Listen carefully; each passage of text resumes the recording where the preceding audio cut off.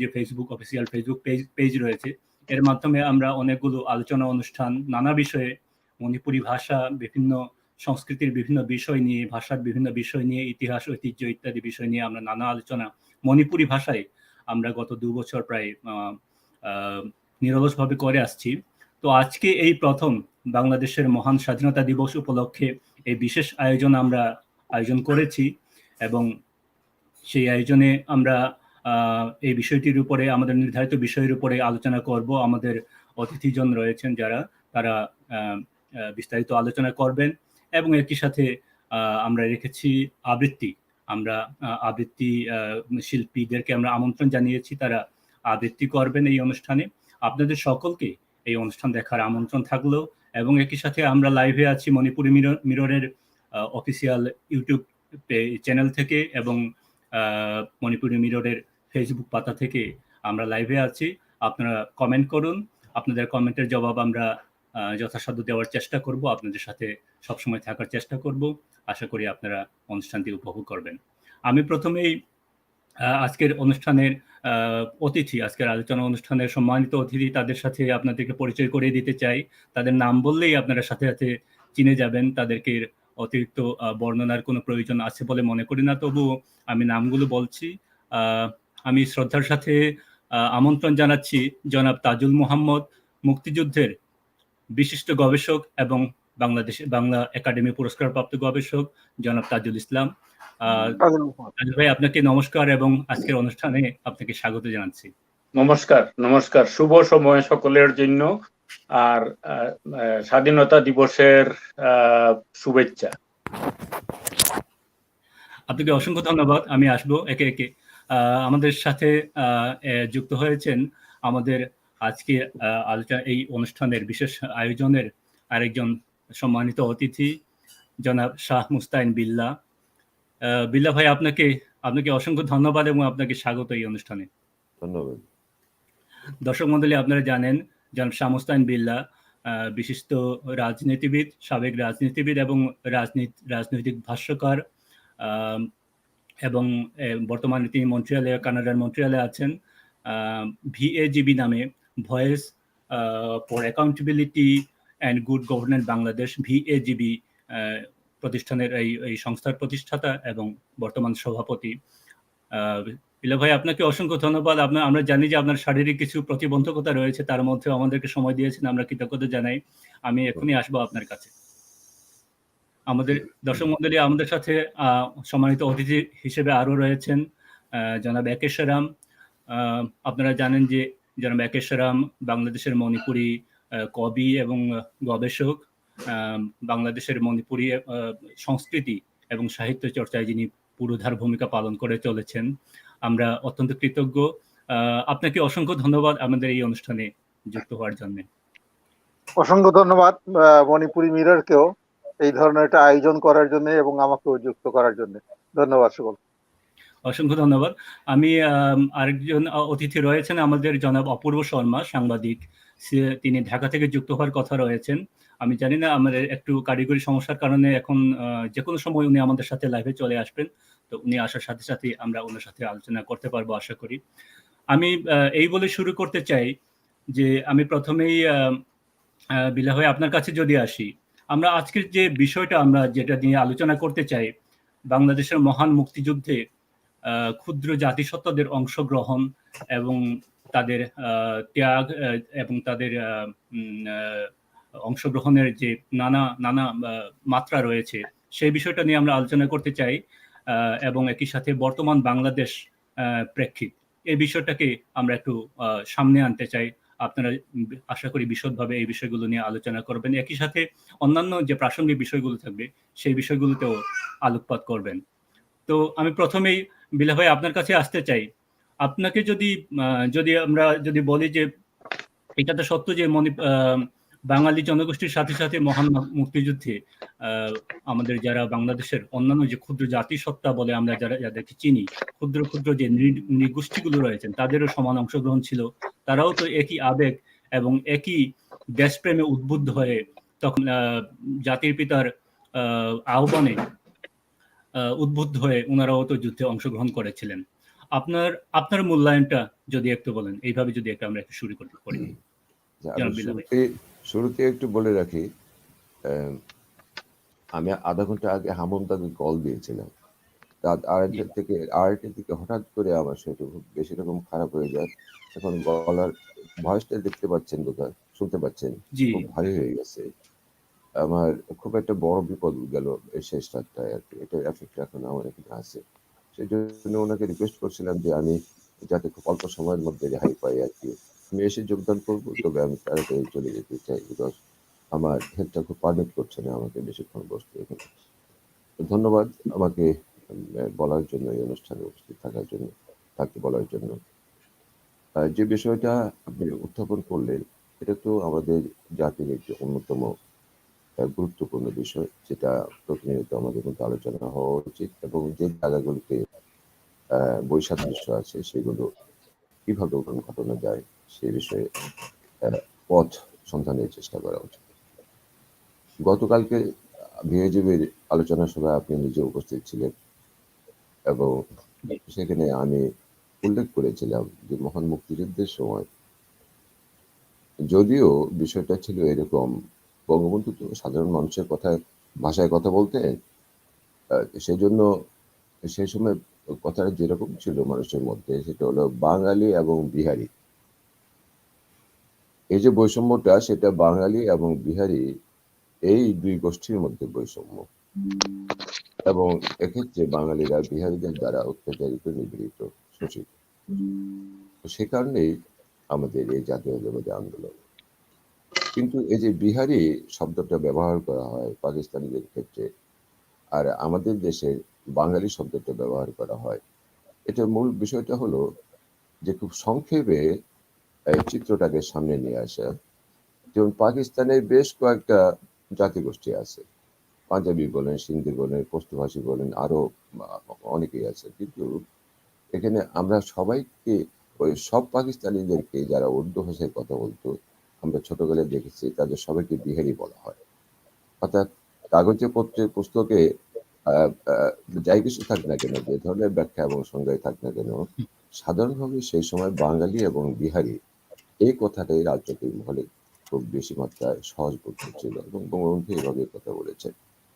এই যে বিহারি এবং বাঙালি, বিহারি শব্দ বললেও সেখানে পাঞ্জাবি এবং অন্যান্য জাতি যারা আছে পাকিস্তানে সবাইকে যেমন বোঝাচ্ছে, বাঙালি বললেও তেমনি এই বাংলাদেশ নামক তৎকালীন ভূখণ্ডের অভ্যন্তরে অন্যান্য জাতিগোষ্ঠীর অবস্থান যাদের ছিল তাদেরকেও একইভাবে বোঝানো হয়। এবং এটা সত্যি যে সে সময় যখন মুক্তিযুদ্ধটা শুরু হয়, শুধু বাঙালিদের উপরে ওই বিহারিরা নিপীড়ন চালায় নাই, শুধু বাঙালিদের ঘর বাড়ি জ্বালিয়ে দেয় নাই, অথবা তাদেরকে উচ্ছেদ করে নাই, অথবা হত্যা করেনি। একই সাথে এই মণিপুরী সহ আরো অন্যান্য সম্প্রদায় যারা এই ভূখণ্ডের অধিবাসী ছিল, তাদের উপরে সেরকম নিপীড়ন নির্যাতন চলেছে।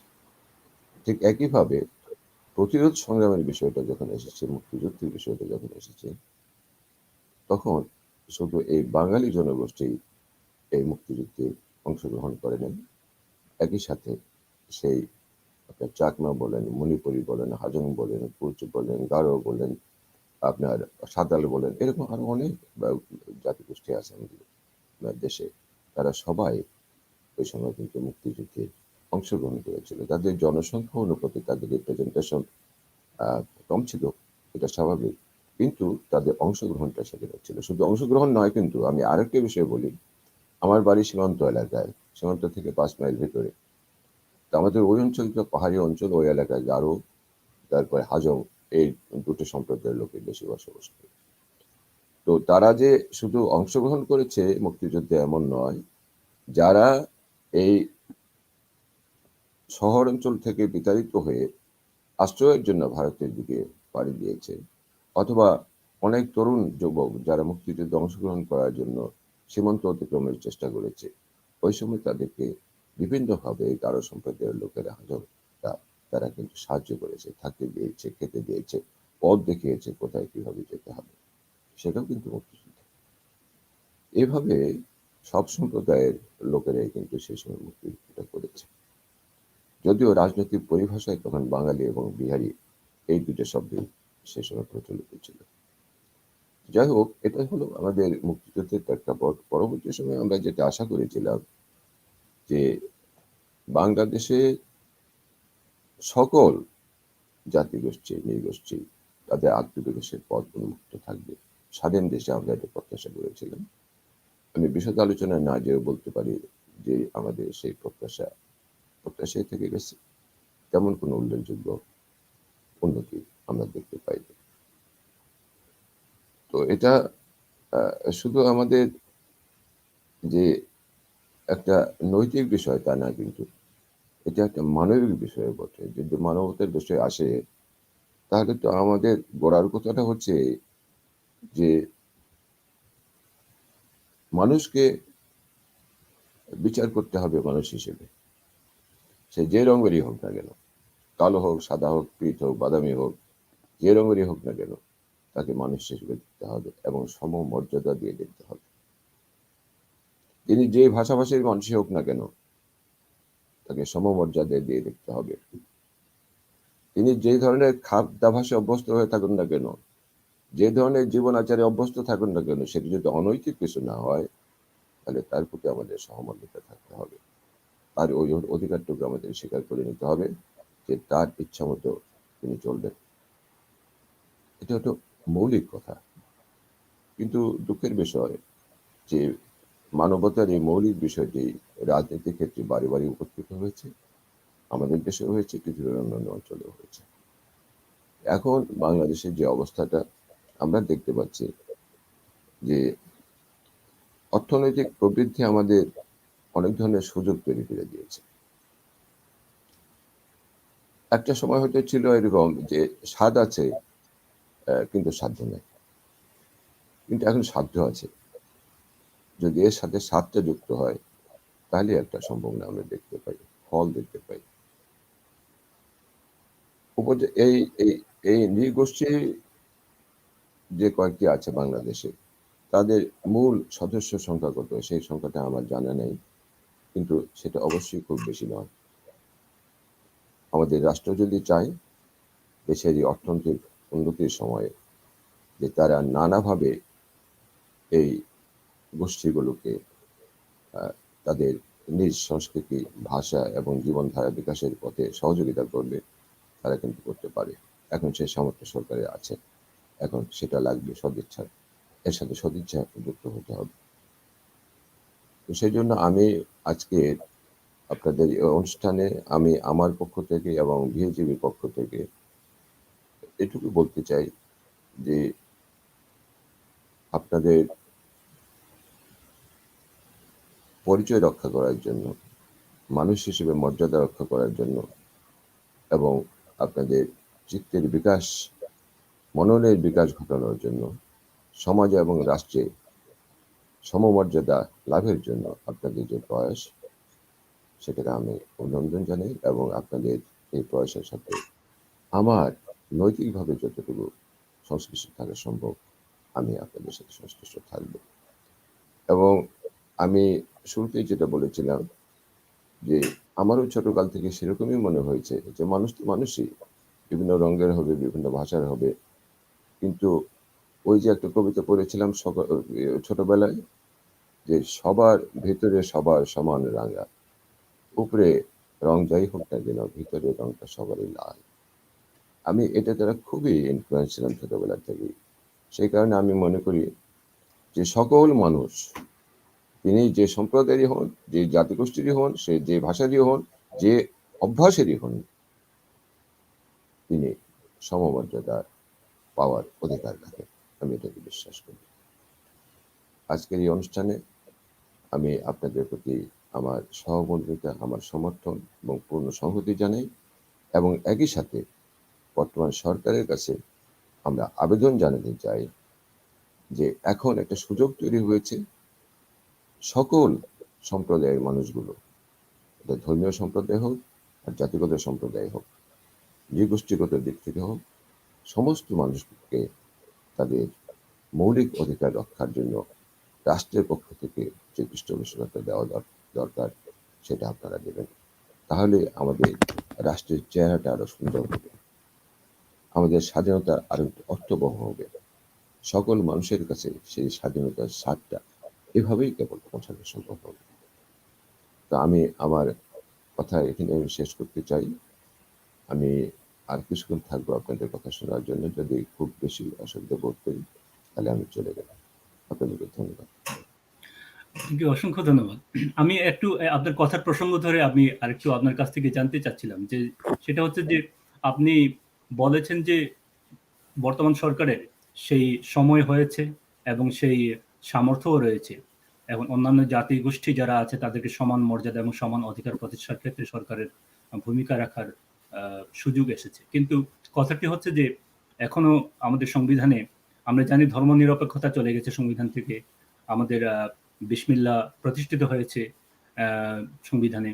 এবং আরেকটি দুঃখের বিষয় হচ্ছে যে আমরা দীর্ঘদিন ক্ষুদ্র জাতিসত্তা যারা আছে তাদের একটা মৌল দাবি, সেটা হচ্ছে যে সাংবিধানিকভাবে স্বীকৃতি, সেটাও এখনো আমরা অর্জন করতে পারিনি। তাহলে আপনি কি মনে করেন যে সরকারের সামর্থ্য এবং থাকা সত্ত্বেও, সুযোগ থাকা সত্ত্বেও সরকারের কি যথেষ্ট রাজনৈতিক তার তার সদিচ্ছা রয়েছে এই বিষয়গুলোকে রিজলভ করার জন্য তার কি যথেষ্ট সদিচ্ছা রয়েছে বলে আপনার মনে হয়? সদিচ্ছার কথা যদি বলেন তাহলে তো আমি একটা রেফারেন্স দিয়ে বরঞ্চ আমার কথাটা বলতে পারি। যেমন আওয়ামী লীগ সরকার 96 সালে প্রতিষ্ঠিত হওয়ার পরে তারা কিন্তু পার্বত্য চট্টগ্রামে এই চাকমাদের সঙ্গে পার্বত্য চট্টগ্রাম শান্তি চুক্তি সে সময় তারা করেছিল এবং এক ধরনের স্বায়ত্ত শাসনের ব্যবস্থাও সেখানে করেছিল। সেখানকার যে প্রশাসনিক স্ট্রাকচারটা, সেই স্ট্রাকচার সম্পর্কে ধারণাটা দুই পক্ষে মেনে নিয়েছিল এবং চুক্তি এইভাবে হয়েছিল। এবং আমি খুব ভাগ্যবান যে ওই চুক্তিতে চাকমাদের পক্ষে যিনি স্বাক্ষর করেন চৌধুরীন্দ্র বোধি প্রিয় নারায়ণ নাম, তার সঙ্গে আমি দীর্ঘকাল কারাগারে সময় কেটেছি জেনারেল এরশাদের সময়, জিয়ার সময়। তো আমার কাছে ব্যক্তিগতভাবেও ওই সময় এই শান্তি চুক্তিটা তাকে খুব সুখের মধ্যে। একে তো হলো যে এটা অনেক বড় একটা সমস্যা, যে সমস্যার সমাধানের দিকে যাওয়া হচ্ছে। অন দ্য আদার হ্যান্ড যারা এই সমস্যার সমাধানের প্রক্রিয়া অংশগ্রহণ করলেন তাদের কারো কারোর সাথে আমার ব্যক্তিগত সম্পর্ক এবং তাকে জানারও সুযোগ হয়েছে অতীতে। সেই জন্য এটা আমার কাছে খুব একটা আনন্দের বিষয় ছিল এবং খুব স্বস্তির ব্যাপার ছিল যে দীর্ঘদিনের এই সমস্যাটা আমরা সমাধানের দিকে নিয়ে যাচ্ছি। কিন্তু একই সঙ্গে আমাদের মনে পড়ে আমার এই শান্তি চুক্তির বিরুদ্ধে, কিন্তু এই শান্তি চুক্তির বিরুদ্ধে ঢাকা থেকে তৎকালীন বিএনপি একটি লং মার্চ করেছিল। বিএনপি নেত্রী খালেদা জিয়া ওই লং মার্চের নেতৃত্ব দিয়েছিলেন এবং এই লং মার্চটা ওই পার্বত্য চট্টগ্রাম মুখী ছিল ঢাকা থেকে এবং বিভিন্ন জায়গায় থেমে থেমে তারা হাজারো হাজারো মানুষের সামনে বক্তৃতা করেছেন এবং বক্তৃতার মূল উদ্দেশ্যটা হচ্ছে এই শান্তি চুক্তির বিরুদ্ধে। কাজে এখানে আমি এই রেফারেন্সটি এই কারণে দিলাম যে এই ধরনের সিদ্ধান্তগুলো বাস্তবায়ন করতে গেলে একটা রাজনৈতিক মতৈক্যের প্রয়োজন হয়। এটাকে জাতীয় ইস্যু হিসেবে দেখে জাতীয় দৃষ্টিকোণ থেকে সেটাকে কিভাবে সমাধান করা যায় তার জন্য জাতীয় রাজনৈতিক উদ্যোগের প্রয়োজন হয়। দুঃখের বিষয় আমাদের দেশে আমরা কোনো ইস্যুতেই জাতীয় ঐক্যমত্য গড়ে তুলতে পারি না। এটা হলো বড় প্রশ্ন। আর সদিচ্ছার প্রশ্ন আরেকটি বলি, হ্যাঁ এটা তো সত্যি যে আমাদের ক্ষুদ্র জাতিসত্তার অধিকারকে যদি আমরা পরিপূর্ণভাবে স্বীকার করে নেওয়ার জন্য তৈরি থাকি তাহলে তো আমাদের কার্যক্রমে তার প্রতিফলন ঘটবে। সরকারের যে আর্থিক সামর্থ্যের কথা বললাম এটাও খুব প্রয়োজনীয় বিষয়, সেটা সরকার অর্জিত হয়েছে। কিন্তু সরকার এই জাতিসত্তাগুলোর পূর্ণ অধিকার নিশ্চিত করার জন্য কতটুকু পদক্ষেপ ইতিমধ্যে নিয়েছেন এবং ভবিষ্যতে কতটুকু পদক্ষেপ তারা নিতে পারেন এই বিষয়টা খুবই গুরুত্বপূর্ণ।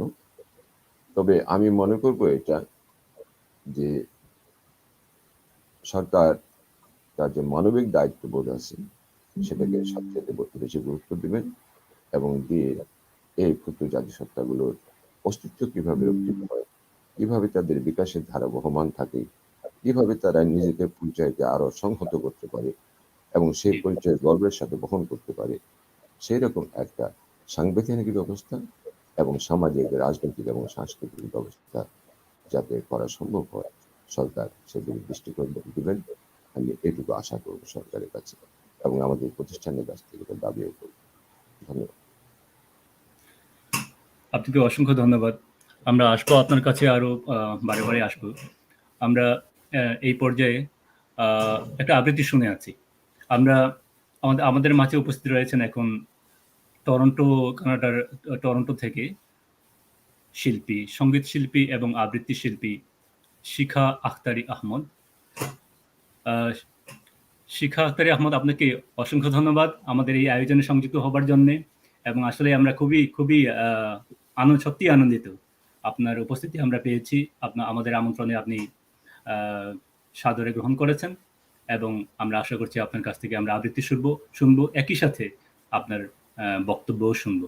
চলুন দর্শক মণ্ডলী, এবার একটি আবৃত্তি শুনে আসি শিখা আখতারি আহমদ ওনার কাছ থেকে। অসংখ্য ধন্যবাদ শ্রীরাম রিপন দাদা।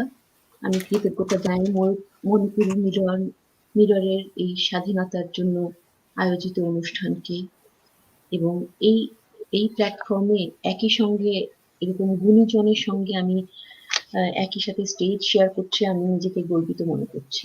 বিশেষ করে এই স্বাধীনতার জন্য যে অনুষ্ঠান, আমরা এত দূর দেশে বসেও বাংলাদেশের স্বাধীনতা নিয়ে কথা বলতে পারছি, স্বাধীনতাকে স্মরণ করতে পারছি, আমাদের মনে প্রাণে যে কথা আছে সেগুলো শুনতে পারছি। আমি নিজেকে ধন্য মনে করি।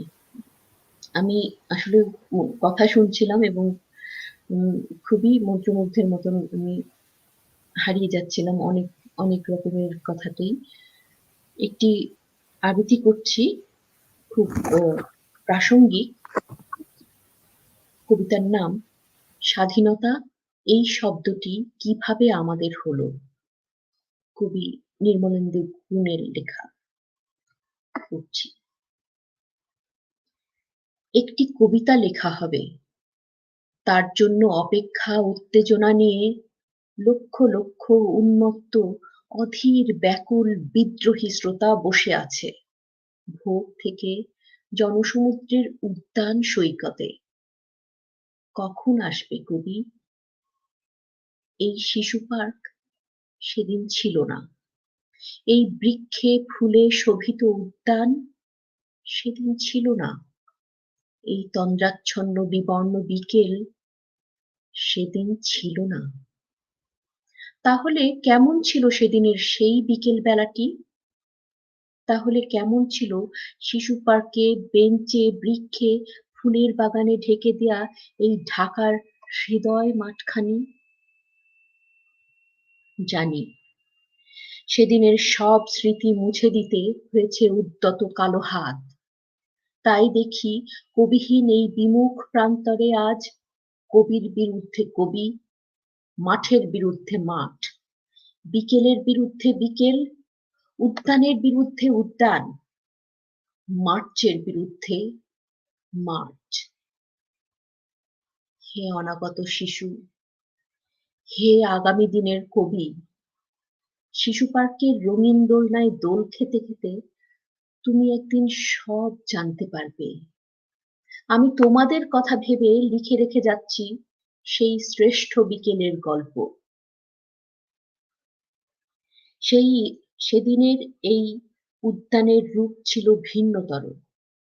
না পার্ক, না ফুলের বাগান, এসবের কিছুই ছিল না। শুধু একখণ্ড অখণ্ড আকাশ যেরকম, সেরকম দিগন্ত প্লাবিত ধুধু মাঠ ছিল দূর্বাতলে ঢাকা, সবুজে সবুজময়। আমাদের স্বাধীনতা প্রিয় প্রাণের সবুজ এসে মিশেছিল এই ধুধু মাঠের সবুজে।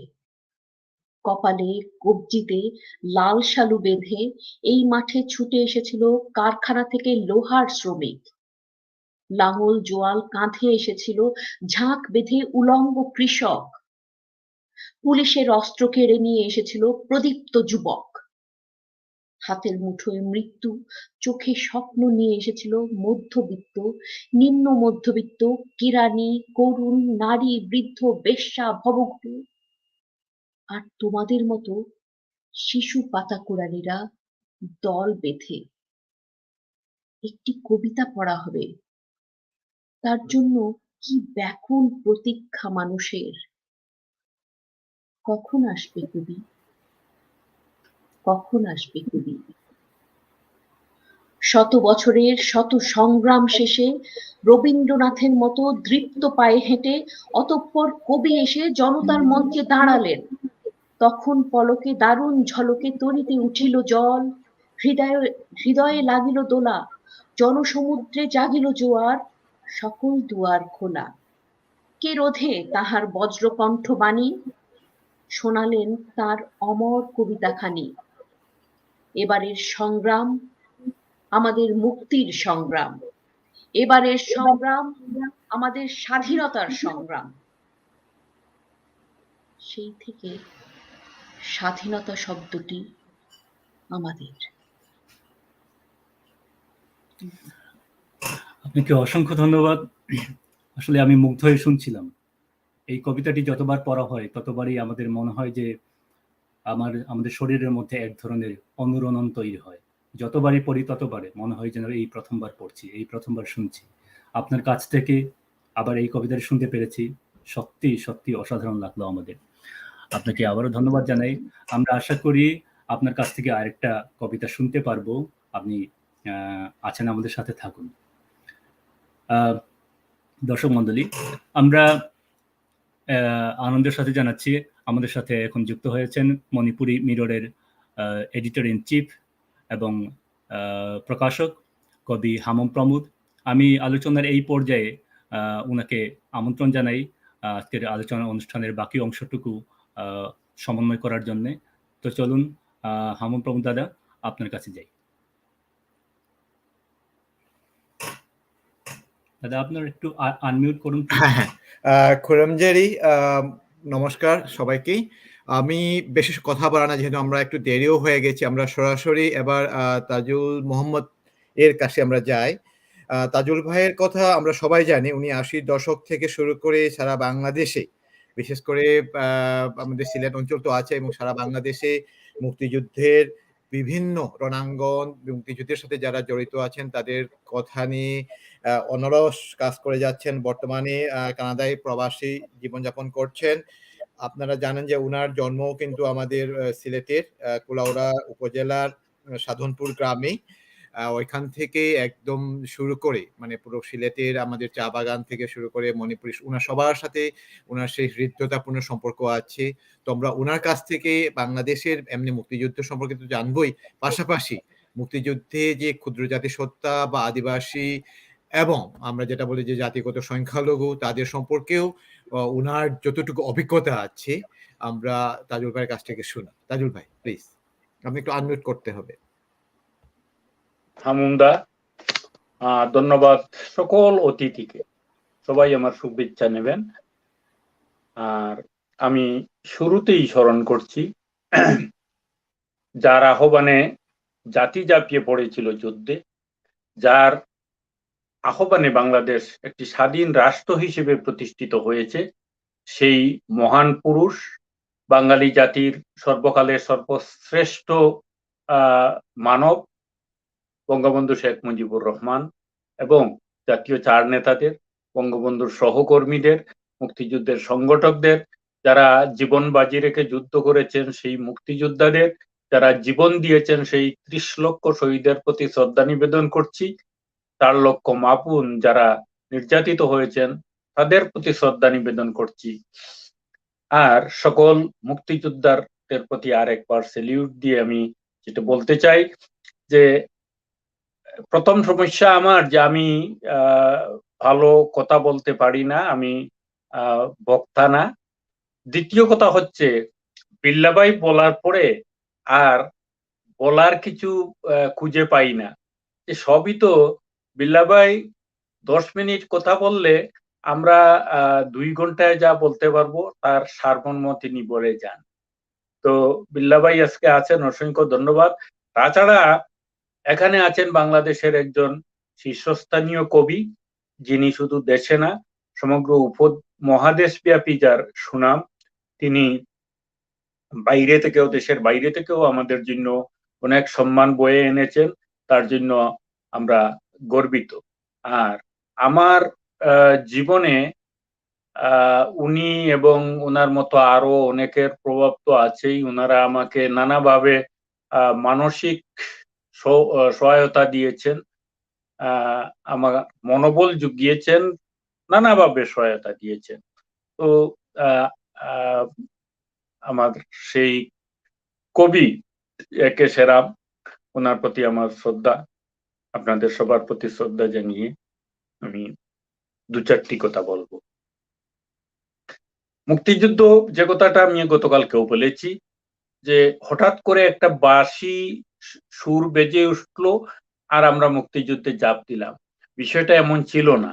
এর জন্য যুগ যুগ ধরে, অন্তত 2 যুগ ধরে নিরলস বাঙালি জাতিকে জাগ্রত করার জন্য, প্রস্তুত করার জন্য প্রচেষ্টা চালিয়েছে। বিভিন্ন রাজনৈতিক দল, বিভিন্ন রাজনৈতিক নেতা বিভিন্নভাবে কাজ করেছেন।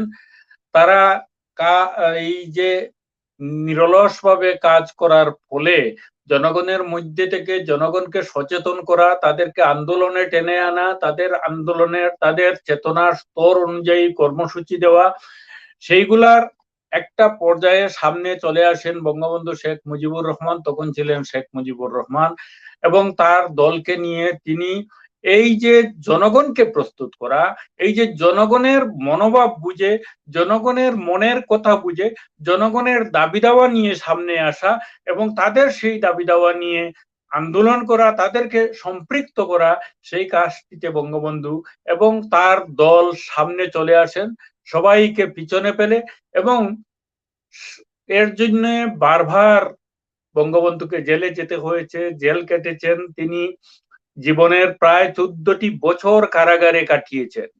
এমনকি নিজের ছেলে তাকে চিনতে পারতো না। যখন জেল থেকে বেরিয়ে এসেছেন, শেখ হাসিনা তাকে আব্বু আব্বু ডাকছেন, তখন শেখ কামাল বলছে, আপু তোমার আব্বুকে কি আমি একবার আব্বু বলতে পারি? এই ছিল তার জীবন। এভাবে পরিবার থেকে বিচ্ছিন্ন থেকে, জাতির কাছ থেকে বিচ্ছিন্ন থেকেও তিনি নিরলসভাবে জাতিকে প্রস্তুত করে গেছেন, জেলে থেকে নির্দেশনা দিয়ে আন্দোলন সংগ্রাম করে গেছেন, এবং সর্বশেষ জাতি তাকে জেল থেকে মুক্ত করে নিয়ে এসেছে। বাধ্য হয়েছেন লৌহ মানব আইয়ুব খান আগরতলা ষড়যন্ত্র মামলা প্রত্যাহার করতে, এবং সেভাবে বঙ্গবন্ধু তার প্রতিদান দিয়েছেন। 1970 সালের নির্বাচনে জাতি তাকে নির্বাচিত করেছে, এবং অন্তত কাস্টিং ভোটের 98% ভোট তাকে, তার দলকে দিয়ে তাকে নির্বাচিত করেছিল, কিন্তু ক্ষমতায় যেতে পারেন নাই। সেদিন তিনি অসহযোগ আন্দোলন ঘোষণা করেন, এবং সেই অসহযোগ আন্দোলনের তুড়েই সমগ্র শাসক গোষ্ঠীর বুকে কাঁপন সৃষ্টি হয়।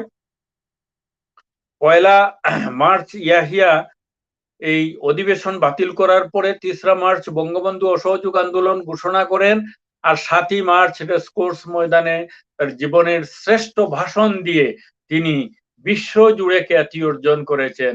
যে ভাষণে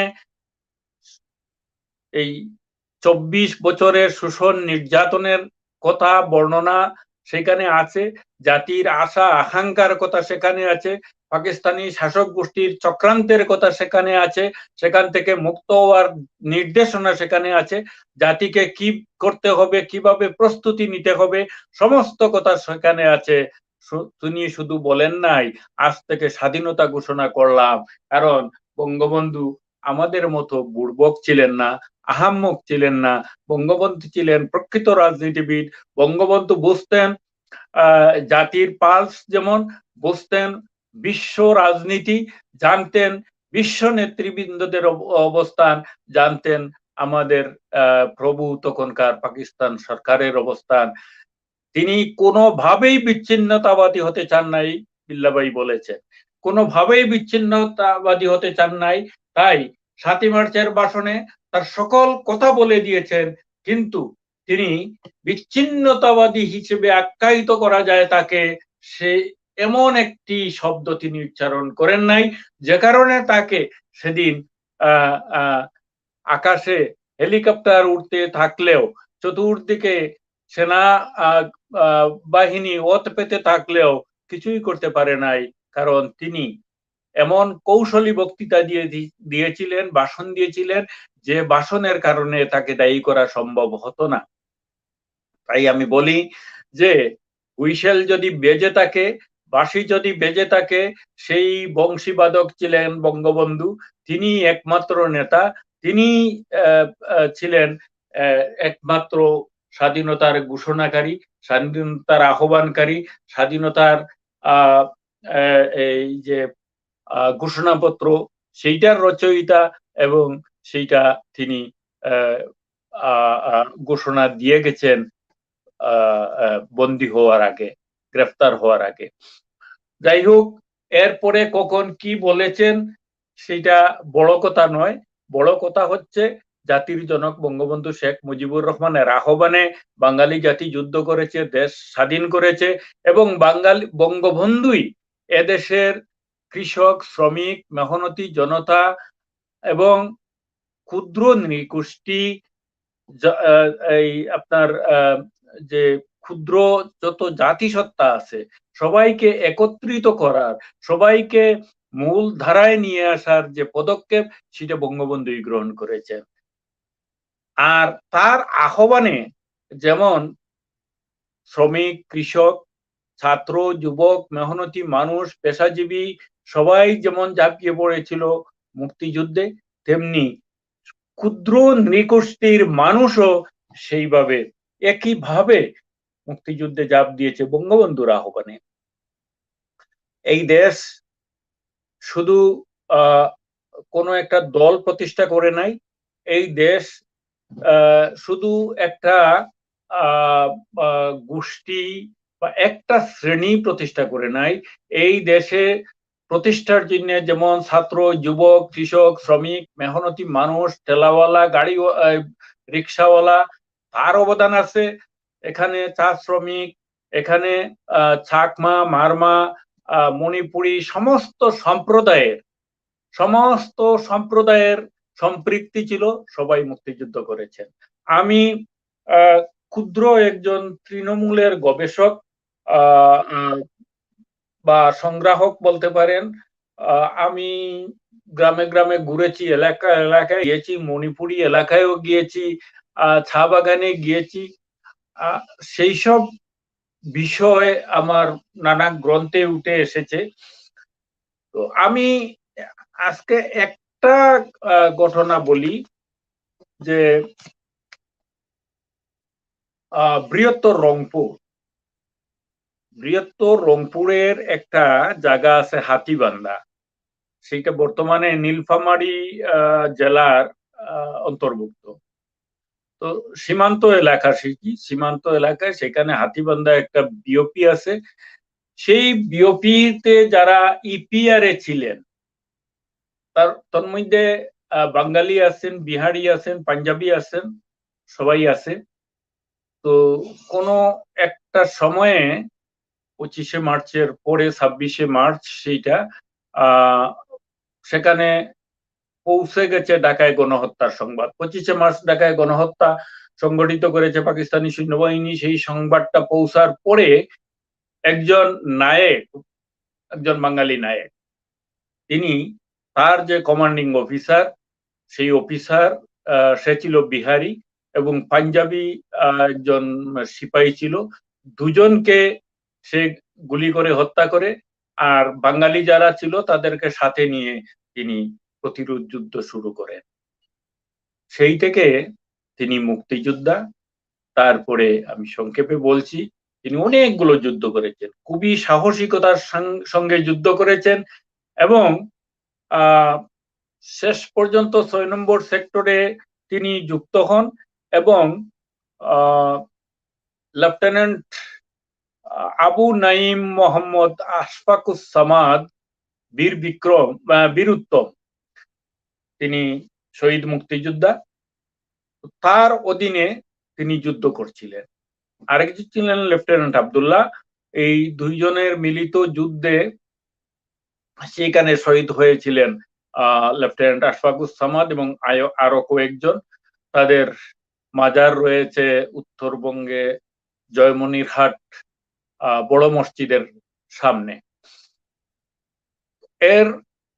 ওই দিনই আরো কয়েকটা যুদ্ধ হয় এবং এরই একটি যুদ্ধে অসম সাহসিকতার সঙ্গে যুদ্ধ করেছেন এই নায়েক, এবং একটা পর্যায়ে তিনি একাই যুদ্ধ করে সেখানে শহীদ হয়েছিলেন এবং বাংলাদেশ সরকার তাকে বীর বিক্রম খেতাবে ভূষিত করেছে। তার নাম হচ্ছে ঐক্য চিং মার্মা, যাকে ইউকে মার্মা হিসেবে তিনি পরিচিত, এবং ক্ষুদ্র নৃগোষ্ঠীর মধ্যে তিনি একমাত্র বীর বিক্রম উপাধি পেয়েছেন। আমি বিষয়টা এই কারণে বললাম যে আমাদের মুক্তিযুদ্ধ শুধু কিছু আর্মি বিডিআর করে নাই, হ্যাঁ তিনিও বিডিআরে ছিলেন, কিন্তু তিনি এইটা না করলেও তো পারতেন, অনেকে তো পালিয়েও গেছেন, তো সেইটা করেন নাই। এবং তিনি ছিলেন একজন ক্ষুদ্র নৃগোষ্ঠীর একজন সদস্য। তার পূর্বপুরুষরা মিয়ানমারের বাসিন্দা ছিলেন, সেখান থেকে এসে বান্দরবনের সাঙ্গু নদীর তীরে গভীর অরণ্য পরিষ্কার করে সেখানে বসবাস শুরু করেছিলেন। তার বাবা বাইশু মার্মা ছিলেন একজন কাঠমিস্ত্রি, আর তার ছেলে যে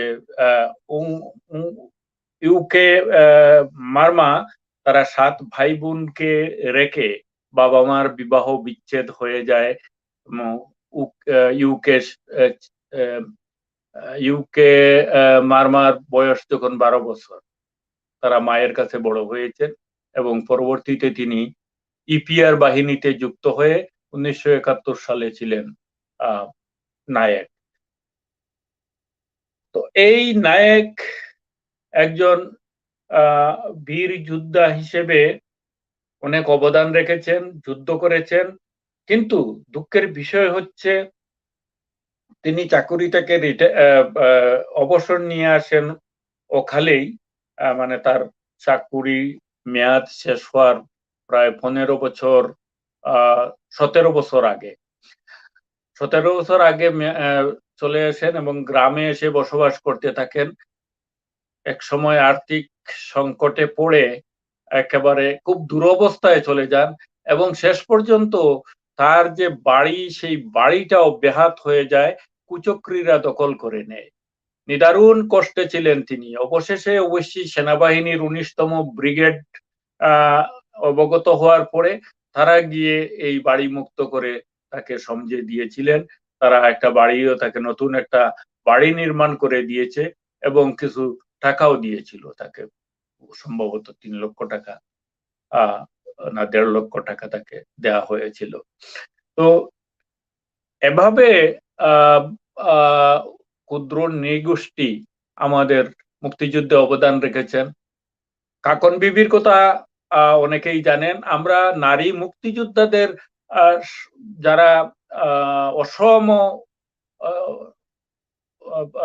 সাহসিকতার সাথে যুদ্ধ করেছেন বিভিন্ন ফ্রন্টে, বিভিন্ন ক্ষেত্রে, তাদের মধ্যে 3 জনের নামই বিশেষভাবে উল্লেখ করা হয়ে থাকে। ক্যাপ্টেন সিতারা বেগম বীর প্রতীক, তারামন বিবি বীর প্রতীক, কাকন বিবি বীর প্রতীক। তো এর মধ্যে এই কাকন বিবি ছিলেন একজন উপজাতীয়, তিনি ভারতীয় এবং সেখান থেকে এসে বাংলাদেশের মুক্তিযুদ্ধে সম্পৃক্ত হয়েছিলেন। এবং সম্প্রতি আমার একটা বই বেরিয়েছে, কাকন বিবি বীর প্রতীক, কাকন বিবি নির্যাতিতা মুক্তিযোদ্ধা। তো আপনারা দেখবেন সেখানে যে একজন নারী, একজন মানে উপজাতি নারী, পাহাড়ে যার জন্ম, বাংলা জানেন না, লেখাপড়া করেন নাই, স্কুলে যান নাই কখনো, বাংলাদেশ সম্পর্কেও তেমন ধারণা ছিল না, সেই মহিলা বাংলাদেশের মুক্তিযুদ্ধে সম্পৃক্ত হয়ে যে অবদান রেখেছেন এবং তার জীবনের সর্বস্ব মান সংগ্রাম সবকিছু মান সংগ্রাম হারিয়েছেন, নির্যাতিত হয়েছেন, পরবর্তীতে স্বইচ্ছায় পাকিস্তানি মিলিটারি ক্যাম্পে গিয়েছেন, ওদের সঙ্গ দিয়েছেন এবং তাদের তথ্য সংগ্রহ করে নিয়ে এসেছেন। এই করে করে তিনি শেষ পর্যন্ত মুক্তিযুদ্ধে অস্ত্র প্রশিক্ষণ নিয়ে যুদ্ধ করেছেন, অনেকগুলা অপারেশনে তিনি যুদ্ধ করেছেন। সেই কাকন বিবির কথা আমরা কিভাবে ভুলবো? জাতি যদি কাকন বিবিকে ভুলে যায়, জাতি যদি মার্মাকে ভুলে যায়, তাহলে আমরা অকৃতজ্ঞ জাতি হিসেবে পরিগণিত হব না। সেই সুযোগ ছিল না, সেই কারণে তাকে এদেরকেও খেতাব দিয়ে সম্মানিত করা হয়েছে, যথাযথ সম্মান দেওয়া হয়েছে। শেখ হাসিনা কাকন বিবিকে বাড়ি করে দিয়েছেন, তাকে বীর প্রতীক খেতাব দিয়েছেন, যদিও সেটি এখনো গেজেটভুক্ত হয়নি, সেইটা গেজেটভুক্ত করার সুযোগও নেই, সেই কারণে গেজেটভুক্ত হয় নাই, কিন্তু তিনি বাতা পাচ্ছেন সেই বীর প্রতীক হিসেবেই। তো আমি যেটা বলবো যে আমরা অর্থনৈতিক ভাবে এখনো স্বাবলম্বী হতে পারিনি, বা মানে একটা স্বাবলম্বী হওয়ার পর্যায়ে আছি। আমরা একটা মধ্য আয়ের দেশে চলে যাচ্ছি, আমরা লেস আপনার নিম্ন আয়ের দেশ আর নাই, ওখান থেকে আমরা বেরিয়ে এসেছি। আমাদের অর্থনৈতিক উন্নয়ন যথেষ্ট হয়েছে।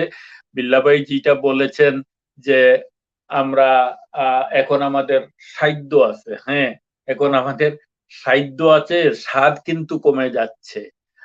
তো সেইটা জন্য যেটা আমাদের অপ্রাপ্তি, সেই অপ্রাপ্তি গুলা বিল্লাহ ভাই যেটা বলেছে, সেই অপ্রাপ্তি গুলা পূরণের জন্য আমি বলবো প্রথমেই আমাদের যে সাংবিধানিক যে বৈষম্য সেইটা দূর করতে হবে।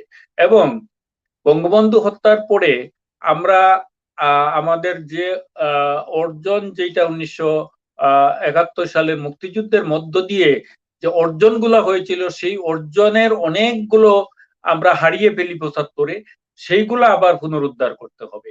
আমাদের যে সংবিধান সংশোধন করে সেখানে রাষ্ট্রীয় ধর্ম ইসলাম করা হয়েছিল, সেখান থেকে ধর্ম নিরপেক্ষতাকে বিসর্জন দেওয়া হয়েছিল, সেইগুলা পুনরুদ্ধার করতে হবে। যতদিন পর্যন্ত এই সাংবিধানিক ভাবে ধর্মের বৈষম্য দূর না হবে, ততদিন পর্যন্ত রাষ্ট্রের একটা শ্রেণীর মানুষ সে রাষ্ট্রের 2 নম্বর নাগরিক হিসেবেই নিজেকে ভাবতে থাকবে। সে কখনো সে অন্যদের সমকক্ষ বলে ভাবতে পারে না। সেই কারণে অবশ্যই এই বৈষম্য দূরীকরণ করতে হবে এবং সকল ধর্মের সমান অধিকার, যেটা 72 সালের সংবিধানে ছিল, সেইটা পুনরুদ্ধার করতে হবে। এই কারণে আমি বলি যে না, বৈষম্য দূরীকরণের কথা না, কথা হচ্ছে আমাদেরকে 72-এর সব ধরনের এই সংশোধনী বাদ দিয়ে 72-এর সংবিধানে ফিরে যেতে হবে। 72-এর সংবিধানে ফিরে যাওয়া ছাড়া আমাদের আর কোনো উপায় নাই। এবং ক্ষুদ্র নৃগোষ্ঠীর পুরোপুরি তার জাতিসত্তাকে রক্ষা, তার নিজস্ব ভাষায় অন্তত প্রাথমিক মাধ্যমিক শিক্ষা গ্রহণের সেই সুযোগ করে দিতে হবে। তো এই সব বিষয়গুলো যদি বিবেচনায় না নেই, তাহলে আমরা পুরোপুরি একটা সভ্য জাতি হিসেবে দাবি করতে পারি না। আমি এখানেই আমার বক্তব্য শেষ করব। যদি কোনো আর কিছু প্রশ্ন থাকে আমি বলতে পারি, কিন্তু এখানেই শেষ করছি। আমি অপেক্ষায় আছি শেরামদার বক্তব্য শোনার জন্য। ধন্যবাদ আহ, সবাইকে, সবাই ভালো থাকবেন। অনেক অনেক ধন্যবাদ আমাদের মণিপুর মিররের পক্ষ থেকে এবং আজকে যারা শুনছি, আমরা যারা আয়োজন করছি সবার পক্ষ থেকে আমরা আপনাকে আবারও ধন্যবাদ জানাচ্ছি। আপনারা সবাই জানেন যে মুক্তিযুদ্ধ বিষয়ক আমাদের শ্রদ্ধেয় তাজুল মোহাম্মদ ভাই বাংলা একাডেমি পুরস্কার 2015 মানে 2015 ভূষিত হয়েছেন। তো আমরা সবাই গর্বিত, বিশেষ করে আমরা মঞ্চলবাসীরা, বাংলাদেশের সিলেটি হিসেবে পাশাপাশি মঞ্চলবাসী হিসেবেও ওনাকে নিয়ে আমরা সবাই গর্বিত। তো আমরা একটা আবৃত্তি শুনি। আমরা রুমিতা সিনহার কাছে যাই।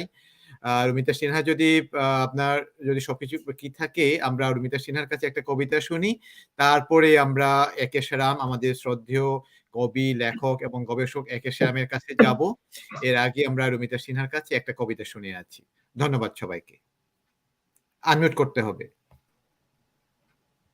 হ্যাঁ রুমিতা, রেডি? Tabro, ইয়েস, হ্যাঁ আমরা শুনতেছি। ওকে। আমি মণিপুরি মিররের সবাই এখানে যারা শুনছি আমরা বা আমরা যারা অনলাইনের প্ল্যাটফর্মে আছি, আমি সবাইকে শুভেচ্ছা জানিয়ে আজকের এই আয়োজন যারা করছেন তাদেরকেও আমি কৃতজ্ঞতা জানাচ্ছি আমাকে এই অনলাইনের এই প্রোগ্রামে আমাকে অংশগ্রহণ করার সুযোগ দেওয়ার জন্য। আমি এখানে আবৃত্তি করছি রবীন্দ্রনাথের শিশু কাব্যগ্রন্থের বিদায় কবিতাটি। বিদায়, রবীন্দ্রনাথ ঠাকুর।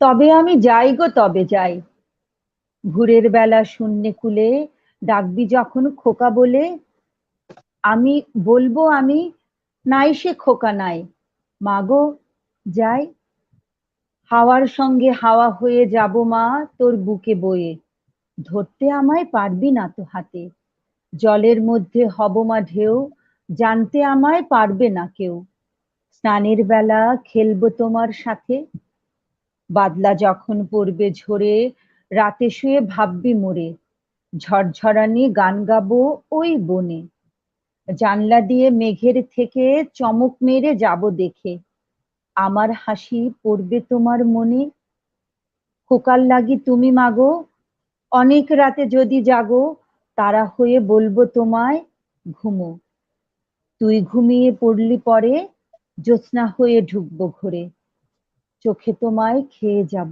চুমু, স্বপন হয়ে আঁখির ফাঁকে দেখতে আমি আসবো মাকে, যাব তোমার ঘুমের মধ্যিখানে, জেগে তুমি মিথ্যে আসে হাত বুলিয়ে দেখবে পাশে, মিলিয়ে যাব কোথায় কে তা জানে, পুজোর সময় যত ছেলে আঙিনায় বেড়াবে খেলে, বলবে খোকা নেই রে ঘরের মাঝে, আমি তখন বাঁশির সুরে আকাশ বেয়ে ঘুরে ঘুরে তোমার সাথে ফিরবো সকল কাজে, পুজোর কাপড় হাতে করে মাসি যদি শুধায় তোরে, খোকা তোমার কোথায় গেল চলে, বলিস খোকা সে কি হারায়, আছে আমার চোখের তারায়, মিলিয়ে আছে আমার বুকে কোলে।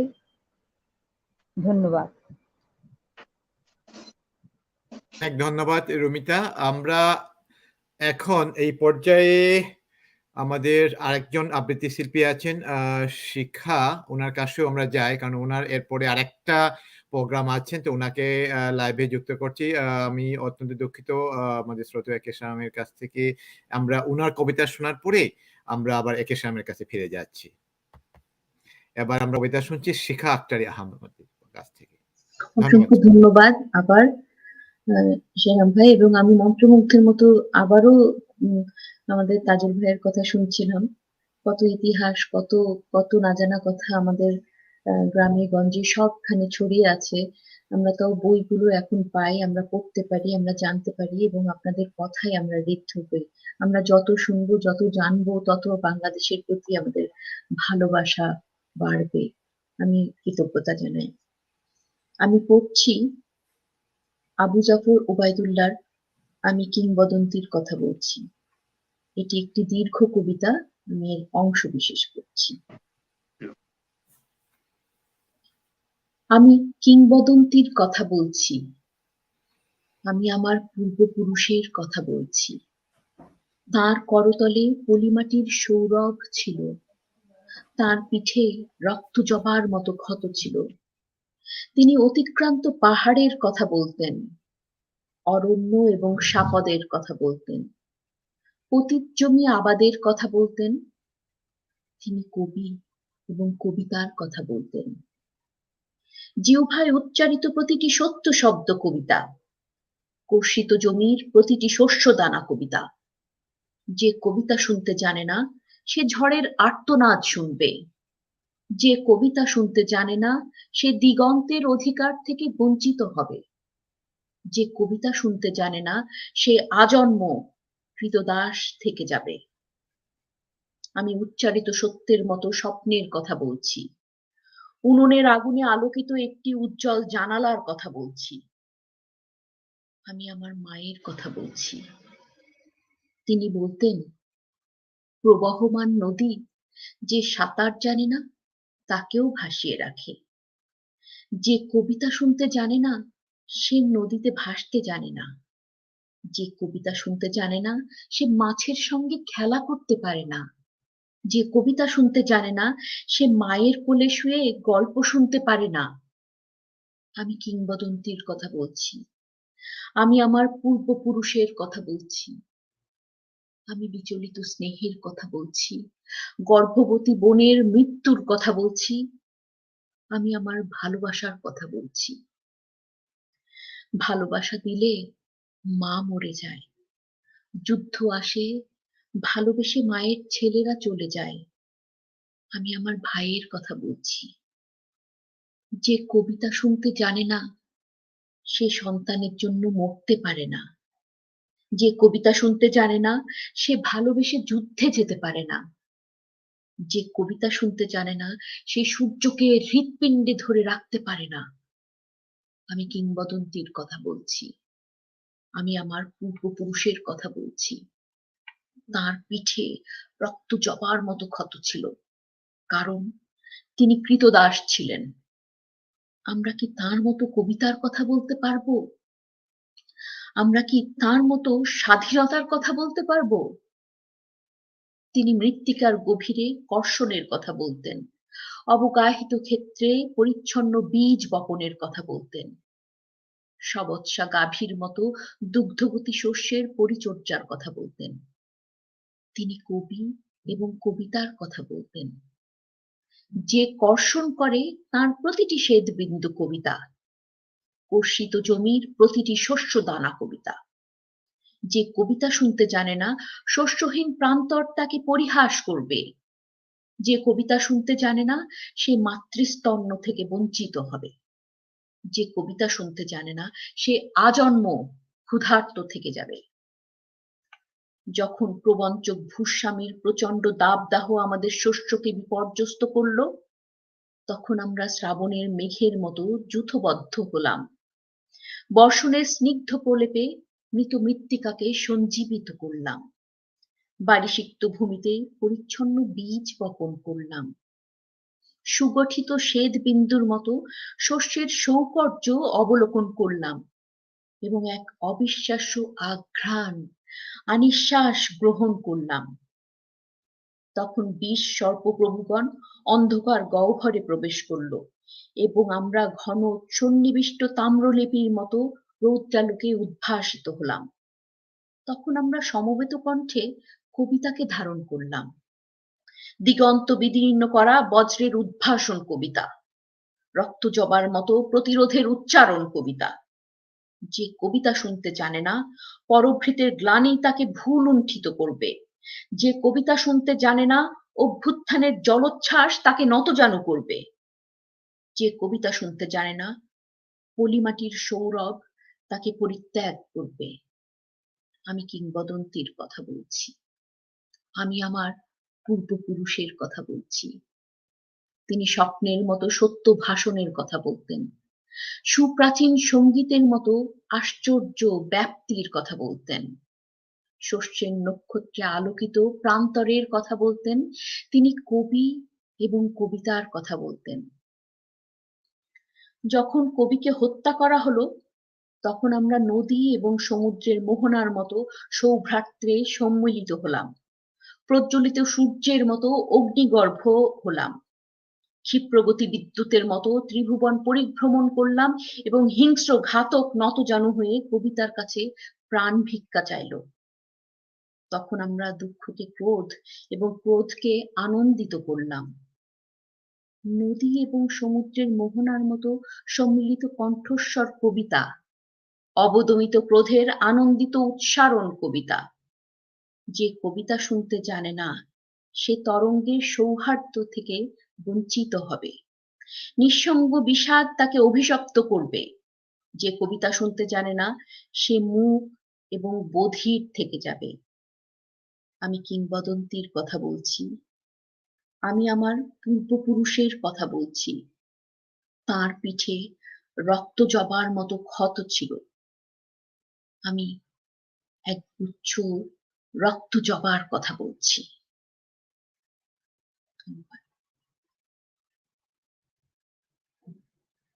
অনেক অনেক ধন্যবাদ শিখা আক্তার আহমদ। আপনার কবিতা শুনে আমরা সবাই মন্ত্রমুগ্ধের মতো শুনছিলাম।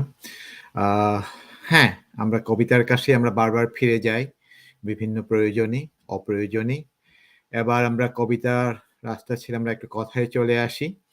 এবার আমরা যাব আমাদের শ্রদ্ধেয় একে সেরামের কাছে, লেখক, কবি এবং গবেষক, অসংখ্য গ্রন্থের প্রণেতা। এর মধ্যে আছে আমাদের মণিপুরীদের ইতিহাস ঐতিহ্য নিয়ে লিখেছেন, ভাষা নিয়ে লিখেছেন, মুক্তিযুদ্ধে আদিবাসীদের অবস্থান নিয়ে লিখেছেন। তারপরে আমাদের মণিপুরী সাহিত্যে শেখ মুজিবুর রহমানকে নিয়ে লিখেছেন অসংখ্য গ্রন্থ। সেটা অনেক লম্বা হবে, সেটা পিএইচডি দিতে গিয়ে আমি আর কথা বাড়াচ্ছি না। আমরা চলে যাচ্ছি আমাদের শ্রদ্ধেয় লেখক একে সেরামের কাছে, কিছু কথা শুনবো। ভাইয়া মুখরমজারি, সবাইকে নমস্কার। আমি এতক্ষণ শ্রদ্ধেয় দুই আলোচক শাহ মুস্তাইন বিল্লাহ এবং তাজুল মোহাম্মদ, তাজুল ভাই, তাদের কথামালা মুগ্ধ হয়ে শুনছিলাম। আর তারই পাশাপাশি মুগ্ধতা ছড়ানো কবিতা আর আবৃত্তি দুই কবিতা শিল্পীর কাছ থেকেও শুনছিলাম। আজকে আমরা এখানে মণিপুরি মিরর আয়োজিত স্বাধীনতা নিয়ে কিছু আলোচনা, কথামালা এবং আবৃত্তির একটা অনুষ্ঠানে জড়ো হয়েছে। স্বাধীনতার প্রসঙ্গ আসলেই, 1971-এর প্রসঙ্গ আসলেই আমরা প্রথমেই শ্রদ্ধা জানাতে চাই সেই মহান শহীদদের, যাদের জীবনের বিনিময়ে আমরা বাংলাদেশ নামের এই স্বাধীন দেশটি পেয়েছিলাম। যেসব মুক্তিযোদ্ধা অকুত ভয়ে নিজের হাতের মুঠোয় প্রাণকে নিয়ে মুক্তির যুদ্ধে ঝাঁপিয়ে পড়েছিলেন, তাদের প্রতি শ্রদ্ধা নিবেদন করতে চাই। আমি শ্রদ্ধা নিবেদন করি জাতির পিতা বঙ্গবন্ধু শেখ মুজিবুর রহমানকে, যিনি আমাদের স্বাধীনতার স্থপতি। বাংলাদেশ নামের এই ভূখণ্ড তিনি এনে দিয়েছিলেন আমাদের কাছে। তার জাতীয় নেতা সহ যারা মুক্তিযুদ্ধের সংগঠক, সকলের প্রতি আমি শ্রদ্ধা নিবেদন করছি। আসলে 1971 এক অন্যরকম সময় ছিল। সেই সময় বাংলাদেশের সকল মানুষ এক এক মহামানব হয়ে উঠেছিল। তারা আকাশ ছোঁয়া উচ্চতায় বেড়ে উঠেছিল।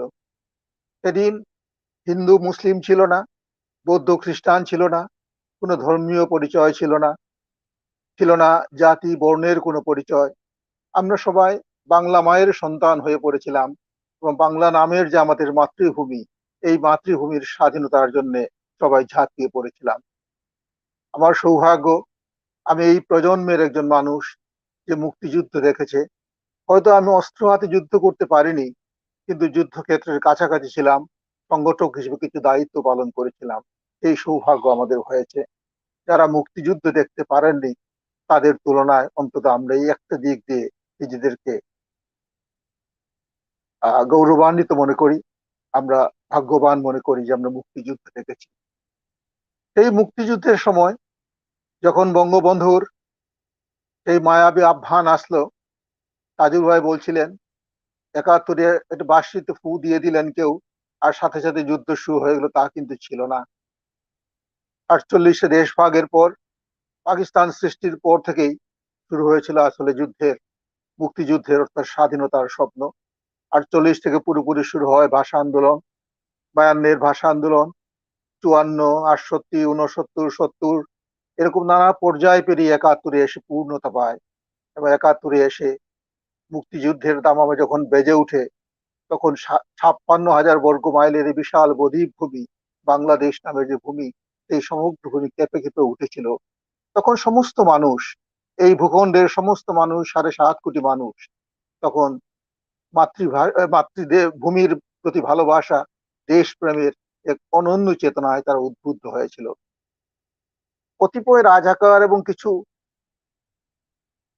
আহ পাকিস্তানি দূষর ছাড়া আমার মনে হয় তখন বাংলার প্রায় 7.5 কোটি মানুষই এই বাংলাদেশ নামের যে ভূখণ্ড, এই ভূখণ্ডের স্বাধীনতার জন্য তখন জেগে উঠেছিল। তারই ফলশ্রুতিতে আমরা দেখি যুদ্ধে শুধু বাঙালিরাই অংশগ্রহণ করেনি, অংশগ্রহণ করেছে যারা বাঙালি নন, বাংলা ভাষায় যারা কথা বলেন না কিন্তু এই বাংলাদেশের নাগরিক, বাংলাদেশে যারা জন্মগ্রহণ করেছে এবং বাংলাদেশ নামের এই ভূখণ্ডকে যারা মাতৃভূমি মনে করে, সেই সব ক্ষুদ্র নৃগোষ্ঠী বলি, আদিবাসী বলি, তারাও সেদিন ঝাঁপিয়ে পড়েছিল মুক্তির যুদ্ধে। শুধুমাত্র 71-এর মুক্তিযুদ্ধ নয়, এর আগে থেকে 52-এর ভাষা আন্দোলন থেকে শুরু করে পরবর্তী সমস্ত আন্দোলনে, সংগ্রামে এই ক্ষুদ্র নৃগোষ্ঠীর মানুষ অংশগ্রহণ করেছে। তার প্রমাণ আমরা জানি, ইতিহাসে তার রেকর্ড আছে। 71-এ এসে যখন মুক্তিযুদ্ধ শুরু হয়ে গেল পুরোদমে, তখন রাজনৈতিক চেতনা ছাড়াও শুধুমাত্র দেশপ্রেমের কারণে অনেক জনগোষ্ঠী, অনেক মানুষ ঝাঁপিয়ে পড়েছিল মুক্তিযুদ্ধে। আমি আমার মণিপুরীদের কথা জানি, আমি যে মণিপুরী সম্প্রদায়ের একজন, আমি প্রথম আমাদের মণিপুরীদের মুক্তিযুদ্ধে অংশগ্রহণ নিয়ে যখন লেখালেখি শুরু করি, তখন দেখেছি আমাদের যারা মুক্তিযোদ্ধা ছিলেন তাদের 2-1 জন ছাড়া কেউই রাজনৈতিকভাবে সচেতন ছিলেন না। তারা আওয়ামী লীগ বুঝতেন না, তারা কোনো ধরনের রাজনৈতিক পরিচয়ে পরিচিত ছিলেন না। তারপরে তারা যুদ্ধে ঝাঁপিয়ে পড়েছিলেন শুধুমাত্র দেশ প্রেমের জন্য, দেশের প্রতি ভালোবাসার কারণে। মণিপুরীদের মধ্য থেকে সেদিন 21 জন মুক্তিযোদ্ধা, আমাদের সংখ্যা খুবই কম বাংলাদেশে, আমাদের এই সংখ্যার অনুপাতে 21 জন মুক্তিযোদ্ধা মুক্তিযুদ্ধে জীবন বাজি রেখে তারা যুদ্ধ করেছিলেন, আর 11 জন প্রাণ দিয়েছিলেন এই স্বাধীনতার জন্য। এই হলো মুক্তিযুদ্ধের মণিপুরীদের অংশগ্রহণের চিত্র। আমি এটা নিয়ে লেখালেখি করেছি, আমার একটি বই আছে, সংকটে সংগ্রামে মুক্তিযুদ্ধে বাংলাদেশের মণিপুরী, এটা 2018 সালে প্রকাশিত হয়। এরপরে আমি বাংলাদেশের মুক্তিযুদ্ধে আদিবাসী জনগোষ্ঠী নামে আরেকটি বই করি গত বছর 2021 সালে। আসলে মুক্তিযুদ্ধের লেখক যদি বলি, আমি তাজুল ভাইকে চিনি। তাজুল ভাই, আমি যখন সিলেটে প্রথম দিকে যখন আমি একটু লেখালেখির সাথে যুক্ত হই, তখন থেকে দেখি তাজুল ভাই কাঁধে একটা ঝুলিয়ে ছুটছেন এখান থেকে ওখানে, মুক্তিযুদ্ধের তথ্য উপাত্ত সংগ্রহে এবং মুক্তিযুদ্ধের ইতিহাস লিখছেন তিনি। নানা বই, অনেক বই বেরিয়েছে সিলেটের মুক্তিযুদ্ধ নিয়ে, আরো বাংলাদেশের বিভিন্ন অঞ্চলের মুক্তিযুদ্ধ নিয়ে তিনি বই লিখেছেন। তিনি হলেন সত্যিকারের গবেষক, মুক্তিযুদ্ধের তথ্য সংগ্রাহক এবং মুক্তিযুদ্ধের লেখক। আরেকজন লেখক আজকে আমাদের এই আলোচনায় আলোচক হিসেবে যুক্ত হওয়ার কথা ছিল, অপূর্ব শর্মা। তিনিও আমাদের আদিবাসীদের বা ক্ষুদ্র নৃগোষ্ঠীর মুক্তিযুদ্ধে অংশগ্রহণ নিয়ে বই লিখেছেন, অনেক কষ্ট করেছেন, কিন্তু তিনি সমস্যার কারণে, আমার মনে হয় কিছু যান্ত্রিক সমস্যার কারণে যুক্ত হতে পারেননি এখনো, হয়তো একসময় যুক্ত হতেও পারেন। আমি যেটুকু দেখেছি যে আমাদের যারা ক্ষুদ্র নৃগোষ্ঠী বলে যাদেরকে আমরা চিনি, বাংলাদেশের বিভিন্ন প্রান্তে ছড়িয়ে ছিটিয়ে আছে। পার্বত্য চট্টগ্রামের 3টি জেলায় যেমন আছে, এর বাইরে উপকূলীয় অঞ্চলে আছে, উত্তরবঙ্গে প্রচুর জনগোষ্ঠী আছে, ঢাকার ময়মনসিংহ অঞ্চলে আছে এবং বৃহত্তর সিলেট অঞ্চলেও আছে। সব মিলিয়ে প্রায় 30 লাখের মতো বলা হয় এই আদিবাসী জনগোষ্ঠীর সংখ্যা। এই যে আদিবাসী জনগোষ্ঠী, তাদের ব্যাপক অংশগ্রহণ ছিল মুক্তিযুদ্ধে, এবং এদের যে আত্মত্যাগ, এদের যে দেশপ্রেমের যে নজির, এগুলা উল্লেখ করার মতো, এগুলো ইতিহাসে বড় করে উজ্জ্বল করে লেখার মতো।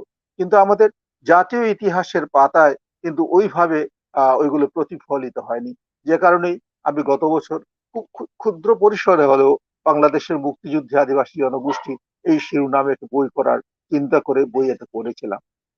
আমি বই করতে গিয়ে ঘাটাঘাটি করতে গিয়ে দেখেছি যে আমাদের পার্বত্য চট্টগ্রামের চাকমা, মারমা বা অন্যান্য যে জনগোষ্ঠী 11টি জনগোষ্ঠী আছে পার্বত্য চট্টগ্রামে, তাদের অনেক অংশগ্রহণ ছিল। আহ মারমা একজন বীর বিক্রম ছিলেন, একটু আগে তাজুল ভাই বিস্তারিত বলেছেন। ইউকে সিং মারমা, তিনি হাবিলদার ছিলেন ইপিআরের। তার যে সাহসিকতা, তার যে দেশপ্রেম, ওটা কথা বিস্তারিত বলেছেন আমাদের তাজুল ভাই। আমি আর আহ, এটাকে পুনরুচ্চারণ করে সময় নষ্ট করতে চাই না। ইউকে সিং বীর বিক্রম হিসেবে তিনি উপাধি পেয়েছিলেন। আরেকজন খাসি রমণীর কথাও বলেছেন আমাদের তাজুল ভাই, কাকের হেনিয়িতা, যিনি কাকন বিবি নামে সমধিক পরিচিত, তিনিও বীর প্রতীক উপাধিতে ভূষিত হয়েছিলেন। তার সাহসিকতা, তার যে দেশপ্রেম, এটাও আহ মানে মনে রাখার মতো। যদিও তাদের কোনো রাজনৈতিক পরিচয় ছিল না, তারা কোনো ধরনের রাজনীতিতে জড়িত ছিলেন না, বুঝতেন না রাজনীতি। শুধুমাত্র বুঝতেন যে বাংলাদেশ আমার দেশ, বাংলাদেশ আমার মাতৃভূমি, এই মাতৃভূমিকে মুক্ত করতে হবে এই বিদেশি পাকিস্তানি আগ্রাসীদের হাত থেকে। এই চেতনা থেকেই তারা যুদ্ধ করেছিলেন।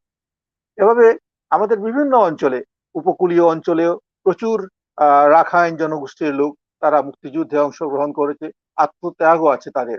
আবার উত্তরবঙ্গে সাঁওতাল জনগোষ্ঠীর মধ্যে প্রায় কয়েকশো জন শহীদ হয়েছিলেন মুক্তিযুদ্ধে, তাদেরও অনেক অবদান আছে।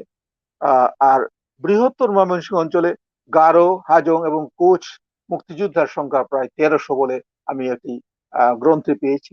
এটাও বেশ উল্লেখ করার মতো একটি সংখ্যা। তাদের অংশগ্রহণ ছিল ব্যাপক। কিন্তু কিন্তু আমি সবচেয়ে গুরুত্ব দিয়ে বিবেচনা করতে চাই আমাদের সিলেটের চা শ্রমিকদের যে অংশগ্রহণ। সিলেটের চা বাগানগুলো, আপনারা যারা সিলেট সম্পর্কে জানেন তারা জানেন, চা বাগানগুলোর অবস্থান হলো অনেকগুলো আমাদের সীমান্ত এলাকায়, এবং এই সীমান্ত এলাকায় হওয়ার কারণে পাকিস্তানি সেনাদের চোখ পড়ে এই চা বাগানগুলোর উপরে। তাদের যে যুদ্ধক্ষেত্রে আহ অবস্থানগত যে সুবিধা, ওই সমস্ত বাগান যদি তারা অধিকার করে নিতে পারে, বাগানে যদি তাদের আহ আহ, সুবিধা তারা তারা যদি নিতে পারে অবস্থানটা, তাহলে হয়তো তারা যুদ্ধে অনেক সুবিধা করতে পারবে। এই দৃষ্টিকোণ থেকে অনেকগুলো বাগানে তারা গণহত্যা চালায়, অনেকগুলো বাগান তছনছ করে দেয় এবং সেখানে তারা তাদের ঘাঁটি গাড়ে। এইরকম ভাবে আমাদের মৌলভীবাজার জেলার শ্রীমঙ্গল এবং কমলগঞ্জের অনেক চা বাগানে তারা গণহত্যা চালিয়েছে, প্রচুর লোককে হত্যা করেছে। এই শহীদের সংখ্যা, তাদের হাতে নিহত শহীদের সংখ্যা 550 জনের মতো, শুধুমাত্র চা বাগানগুলোতে, মাত্র কয়েকটি চা বাগানে। এবং অপূর্ব শর্মার হিসাবে 545 জন, আর দীপঙ্কর মহান্ত আরেকজন লেখক, তার হিসাবে 559 জন চা শ্রমিক শহীদ হয়েছিলেন এই মুক্তিযুদ্ধে। অনেক বাগানে একসাথে প্রায় 100-150 মানুষকে দাঁড় করিয়ে হত্যা করেছে একদিনে, এরকম ঘটনাও আছে। আবার চা শ্রমিকদের অংশগ্রহণও ছিল, মুক্তিযোদ্ধা হিসেবে অংশগ্রহণও ছিল উল্লেখ করার মতো। প্রায় 167 জন মুক্তিযোদ্ধা হয়েছিলেন চা শ্রমিকদের মধ্য থেকে। এভাবে আমাদের সিলেট অঞ্চলের চা বাগানগুলোতে একদিকে যেমন ব্যাপক গণহত্যা হয়েছে, আবার প্রতিরোধ যুদ্ধ হয়েছে। আমাদের চা শ্রমিকরা প্রতিরোধে তারা অস্ত্র ধরেছেন। এমনকি অনেক মহিলা মুক্তিযোদ্ধা, নারী মুক্তিযোদ্ধা চা শ্রমিকদের মধ্য থেকে, বা আমাদের উত্তরবঙ্গের বা উপকূলীয় অঞ্চলের অথবা পার্বত্য চট্টগ্রামের চাকমা, মারমাদের মধ্য থেকেও অনেক নারী মুক্তিযোদ্ধার জন্ম হয়েছিল। তারা অত্যন্ত সাহসিকতার সাথে মুক্তিযুদ্ধ করেছে। এটা কিন্তু আমাদের জন্য অত্যন্ত গর্বের। এই যে বিষয়গুলো, এই বিষয়গুলো আহ আমাদের জাতীয় ইতিহাসের ধারায় কিন্তু খুব উজ্জ্বল ভাবে উঠে আসেনি।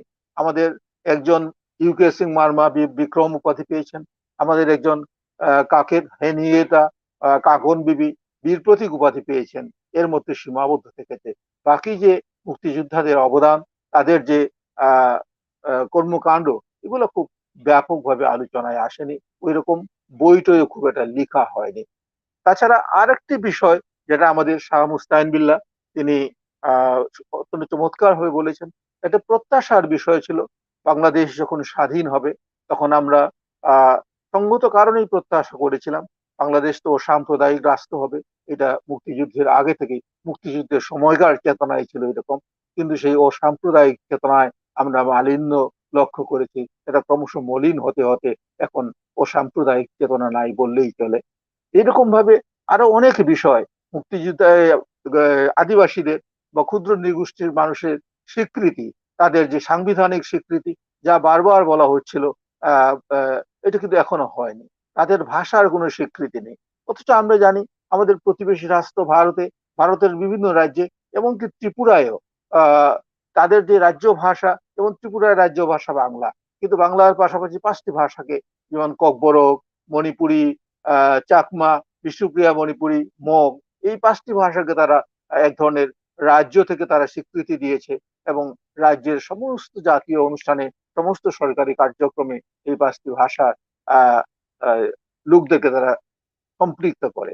এমনকি যখন রাজ্যের সরকারের উদ্যোগে বইমেলা হয়, বইমেলায় কিন্তু 5টি ভাষার জন্য 5টি স্টল বরাদ্দ দেওয়া হয় বিনামূল্যে, এবং তাদেরকে বইমেলার মঞ্চে অনুষ্ঠান করার সুযোগ করে দেওয়া হয়। অথচ বাংলাদেশে বাংলা একাডেমির মঞ্চে 1 মাস ধরে অনুষ্ঠান আদি হয়, বাংলা একাডেমির উদ্যোগে 1 মাস ধরে বিশাল বইমেলা হয়, সেখানে আমাদের আদিবাসীদের ভাষা সাহিত্য নিয়ে আলোচনা করার বা স্টল বরাদ্দ দেওয়ার কোনো চিন্তা কিন্তু সরকারের কখনো নেই। এটা নিয়ে আমি কথা বলেছি, সেদিনও আমরা গত 21 মার্চ ঢাকায় একটা অনুষ্ঠান করলাম। 2022 থেকে 2032 এই 10 বছরকে জাতিসংঘ আন্তর্জাতিক আদিবাসী ভাষা দশক হিসেবে ঘোষণা করেছেন, এবং ঘোষণার পিছনে মূল লক্ষ্য হলো আদিবাসী ভাষা যেভাবে এখন ক্রমশ প্রান্তিকায়িত হচ্ছে, এ থেকে বাঁচানো, এগুলোকে সংরক্ষণ করা, বিকাশের উদ্যোগ নেওয়া, এটা রাষ্ট্রের দায়িত্ব। কিন্তু আমাদের রাষ্ট্র, আমাদের সরকার বাংলাদেশে আদিবাসীর অস্তিত্ব স্বীকার করে না। কিন্তু আমার কথা হলো, আদিবাসী হিসাবে আপনি না বলুন, ক্ষুদ্র নৃগোষ্ঠী হিসাবে যদি উল্লেখ করেন, তাতেও ওই প্রান্তিক জনগোষ্ঠীর কথা তো আপনি স্বীকার করছেন।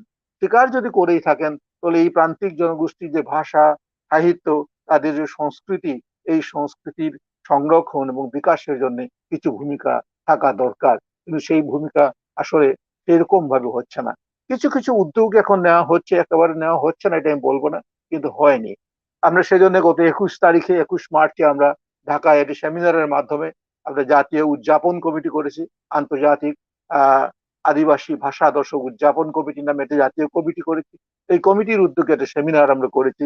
এই সেমিনার থেকে আমরা কথা বলার চেষ্টা করেছি, সরকারের দৃষ্টি আকর্ষণ করার চেষ্টা করেছি, আমরা যে আদিবাসী জনগোষ্ঠী বা ক্ষুদ্র নৃগোষ্ঠী আপনি যেভাবেই বলেন না কেন, তাদের যে ভাষা, তাদের যে সাহিত্য সংস্কৃতি, যা ক্রমশ প্রান্তিকায়িত হচ্ছে, ক্রমশ মলিন হতে হতে আজ হারিয়ে যাওয়ার আশঙ্কার মুখে আছে, সেইগুলোকে আপনারা একটু বাঁচিয়ে রাখার চেষ্টা করেন, একটু উদ্যোগ নেন, তাদেরকে আনুষ্ঠানিক স্বীকৃতি দেন। ত্রিপুরায় যেরকম একটা ভাষা ডাইরেক্টরেট গঠন করা হয়েছে এই সমস্ত ক্ষুদ্র ভাষাগুলোর জন্য, বাংলাদেশেও আমি দীর্ঘদিন ধরে বলছি একটা ভাষা ডাইরেক্টরেট গঠন করা যেতে পারে, যেখানে বাংলাদেশের যে ক্ষুদ্র নৃগোষ্ঠী বা আদিবাসী ভাষা, তাদের উন্নয়নের জন্য কাজ করা হবে। বা বাংলা একাডেমিও কাজ করতে। বাংলা একাডেমি কিন্তু বাংলার জন্য, শুধু বাংলা ভাষার জন্য প্রতিষ্ঠিত কোনো একাডেমি নয়। 1952 ভাষা আন্দোলনও শুধু বাংলা ভাষার আন্দোলন ছিল না। আমরা জানি তখনকার বিভিন্ন লিফলেটে, বিভিন্ন প্রচারপত্রে বারবার বলা হয়েছিল শুধু বাংলার জন্য নয়, মাতৃভাষার অধিকার প্রতিষ্ঠার আন্দোলন ছিল 1952 ভাষা আন্দোলন। সুতরাং শুধু বাংলার ছিল না, পরবর্তীতে বাংলা ভাষার আন্দোলন হিসেবে প্রতিষ্ঠিত হয়েছে, এবং বাংলা একাডেমি যখন প্রতিষ্ঠা হয় তখন বাংলা একাডেমি বাংলা ভাষার জন্য একটি প্রতিষ্ঠান হিসাবেই প্রতিষ্ঠিত হয়েছে, ওভাবে কাজ হচ্ছে।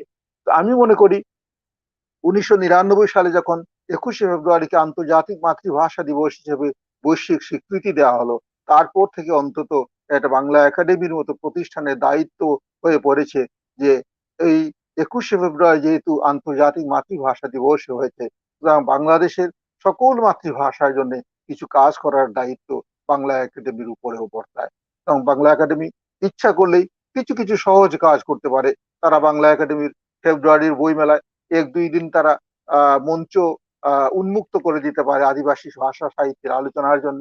তারা বই মেলায় 1-2টা স্টল বরাদ্দ করে দিতে পারে আদিবাসী ভাষা ও সাহিত্যের জন্য। এরকম অনেক কাজ করা যেতে পারে খুব সহজে, কিন্তু এগুলো হচ্ছে না। আমরা চাই, আমাদের দাবি যে বাংলাদেশের সরকার এবং বাংলাদেশের বৃহত্তর জনগোষ্ঠী যারা আমাদের অগ্রজ প্রতিম, যাদের ভালোবাসা, যাদের স্নেহ এবং প্রণোদনায় আমরা বেঁচে আছি। তো তাদের কাছেও আমাদের আবেদন হলো যে বাংলাদেশে যে সমস্ত ক্ষুদ্র নৃগোষ্ঠী আছে, আদিবাসী আছে, তারা আজ যেভাবে প্রান্তিকায়িত হচ্ছে ভাষায়, সংস্কৃতিতে, সেগুলো থেকে বাঁচিয়ে রাখার একমাত্র উপায় হলো সরকারি উদ্যোগ গ্রহণ, বিভিন্ন প্রতিষ্ঠানের পক্ষ থেকে উদ্যোগ গ্রহণ এবং আমাদের আহ অগ্রজ প্রতিম যে ভাতৃপ্রতিম যে জনগোষ্ঠী আছে তাদের সহযোগিতা। এটা আমরা প্রত্যাশা করি। এবছর আমি আগেই বলেছি যে জাতিসংঘ কর্তৃক ঘোষিত আন্তর্জাতিক আদিবাসী ভাষা দশকের সূচনা বছর। সুতরাং আমরা প্রত্যাশা করব সরকার এবং সরকারের আহ আহ, আনুষঙ্গিক যে বিভিন্ন প্রতিষ্ঠানগুলো আছে তারা অবশ্যই এই ব্যাপারে কিছুটা চিন্তা ভাবনা করবেন, এটা আমরা দাবি জানাই। আমি বক্তব্য আর দীর্ঘায়িত করছি না। আহ, আমি তাজুল ভাইকে অভিনন্দন জানাই, ধন্যবাদ জানাই।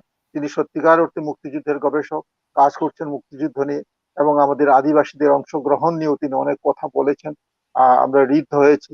আর শাহ মুস্তাহিন বিল্লাহ উনার সাথে আমার ঠিক পরিচয় ছিল না, কিন্তু তিনি অত্যন্ত চমৎকার ভাবে আমাদের অধিকারের কথা, আমাদের যে প্রত্যাশার কথা, এই কথাগুলো বলেছেন এবং বলেছেন রাষ্ট্র ইচ্ছে করলেই, তাদের সাধ্য আছে এবং সাহায্য যদি থাকে তারা ইচ্ছে করলেই এই আদিবাসী জনগোষ্ঠীর বা ক্ষুদ্র নৃগোষ্ঠীর ইচ্ছে পূরণে এগিয়ে আসতে পারেন। এটা অত্যন্ত চমৎকার কথা। আমি তাদের দুজনকেই অভিনন্দন জানাই, ধন্যবাদ জানাই আমাদের সমগ্র আদিবাসী জনগোষ্ঠীর পক্ষ থেকে এবং আশা করি সরকারের বোধোদয় হবে, আমাদের বৃহত্তর জনগোষ্ঠী আমাদের পাশে এগিয়ে আসবেন। অবশ্য এগিয়ে আসছেন অনেকেই, এই সংখ্যা ক্রমশ বাড়ছে। এটা হলো আমাদের আশাবাদিতার একটি বিষয়।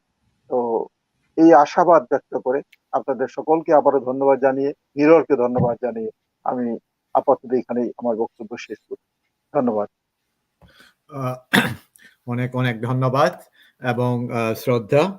আমরা সবাই জানি আমাদের শ্রদ্ধেয় লেখক একেশ্বরামের লেখা বাংলাদেশের মুক্তিযুদ্ধে আদিবাসী জনগোষ্ঠী সংকটে সংগ্রামে মুক্তিযুদ্ধে বাংলাদেশের মণিপুরী সহ আর অনেক গ্রন্থের প্রণেতা। তারপরে রয়েছেন মণিপুরী সাহিত্যে বঙ্গবন্ধু ও মুক্তিযুদ্ধ, এইসব অনেক মানে এমনিতেই বাংলাদেশ সাহিত্যে বা মণিপুরী সাহিত্য নিয়ে লিখেছেন, পাশাপাশি এই যে বিশেষ করে মুক্তিযুদ্ধ নিয়েও তার অনেক লেখা, তার অনেক গবেষণাপত্র, তারপর উপন্যাস, মানে সৃজনশীল লেখার মধ্যেও উনি এটাকে খুব ভালোভাবে ফুটিয়ে তুলেছেন। এবার আমরা আবার ফিরে যাই আবার কবিতায়। আমাদের সাথে আছেন অনিতা সোরাইজম, ওনার কাছ থেকে আমরা আরেকটা কবিতা শুনবো, তারপরে আবার আমরা আমাদের শ্রদ্ধেয় জনাব শাহ মুস্তাহিন বিল্লাহর কাছে যাব। অনিতা। ধন্যবাদ কাকা। আমাকে কি শোনা যাচ্ছে ঠিক মতো? হ্যাঁ, শোনা যাচ্ছে। ঠিক আছে। আবৃত্তি করছি কবিতা বাতাসে লাশের গন্ধ। লিখেছেন কবি রুদ্র মোহাম্মদ শহীদুল্লাহ। আজও আমি বাতাসে লাশের গন্ধ পাই, আজও আমি মাটিতে মৃত্যুর নগ্ন নৃত্য দেখি, ধর্ষিতার কাতর চিৎকার শুনি, আজও আমি তন্দ্রার ভেতরে। এদেশ কি ভুলে গেছে সেই দুঃস্বপ্নের রাত, সেই রক্তাক্ত সময়? বাতাসে লাশের গন্ধ ভাসে, মাটিতে লেগে আছে রক্তের দাগ। এই রক্ত মাখা মাটির ললাট ছুঁয়ে একদিন যারা বুক বেঁধেছিল, জীর্ণ জীবনের পুঁজি তারা খুঁজে নেয় নিষিদ্ধ আধার। আজ তারা আলোহীন খাঁচা ভালোবেসে জেগে থাকে রাত্রির গুহায়। এ যেন নষ্ট জন্মের লজ্জায় আড়ষ্ট কুমারী জননী। স্বাধীনতা এ কি তবে নষ্ট জন্ম? এ কি তবে পিতাহীন জননীর লজ্জার ফসল? জাতির পতাকা খামচে ধরেছে আজ সেই পুরনো শকুন। বাতাসে লাশের গন্ধ, নিয়ন আলোয় তবু নর্তকীর দেহে দোলে মাংসের তুফান। মাটিতে রক্তের দাগ, চালের গোদামে তবু জমা হয় অনাহারী মানুষের হাড়। এ চোখে ঘুম আসে না, সারা রাত আমার ঘুম আসে না। তন্দ্রার ভেতরে আমি শুনি ধর্ষিতার করুণ চিৎকার, নদীতে পানার মতো ভেসে থাকা মানুষের পচা লাশ, মুন্ডহীন বালিকার কুকুরে খাওয়া বিভৎস শরীর ভেসে ওঠে চোখের ভেতরে। আমি ঘুমোতে পারি না, আমি ঘুমোতে পারি না। রক্তের কাফনে মরা কুকুরে খেয়েছে যারে, শকুনে খেয়েছে যারে, সে আমার ভাই, সে আমার মা, সে আমার প্রিয়তম পিতা। স্বাধীনতা সে আমার স্বজন হারিয়ে পাওয়া একমাত্র স্বজন। স্বাধীনতা সে আমার প্রিয় মানুষের রক্তে কেনা অমূল্য ফসল। ধর্ষিতা বনের শাড়ি, ওই আমার রক্তাক্ত জাতির পতাকা। ধন্যবাদ। অনেক ধন্যবাদ অনিতা। সত্য একটা কবিতার মধ্যে দিয়ে সমস্ত আমাদের আবেগিক যে কথাগুলা, কথামালাগুলা বের করেছেন। আবারও ধন্যবাদ জানাই। এবার আমরা যাচ্ছি জনাব শাহ মুস্তান বিল্লার কাছে। আমরা জানি উনি দীর্ঘদিন ধরে আমাদের এই কথাগুলা, বিশেষ করে বাংলাদেশের রাজনৈতিক পটভূমি তো আছেই, বাংলাদেশের যে আদিবাসী বলি বা জাতিগত সংখ্যালঘু বলি, উনাদের মানে আমাদের অধিকারগুলো নিয়ে উনি সরব এবং সোচ্চার হয়ে আছেন। আর শুধু মাঠে ঘাটে উনি যখন দেশে ছিলেন, রাজনৈতিক অঙ্গনে সরব ছিলেন। মুক্তিযুদ্ধের পরে যে বিভিন্ন ধরনের যে আন্দোলন, প্রত্যেকটা আন্দোলনে জড়িত ছিলেন, এমনকি জেলও খেটেছেন, শারীরিকভাবে আঘাতও প্রাপ্ত হয়েছেন। অনেক কথা আছে উনাকে নিয়ে আমাদের, আরেকদিন হয়তো আমরা অনেক কথা শুনবো। তো আজকের এই আয়োজনের উপসংহার বা আপনার শেষ বক্তব্য আমরা শুনবো আপনার কাছ থেকে, জনাব শাহ মুস্তান বিল্লা। আপনি আনমিউট করতে হবে বিল্লা ভাই।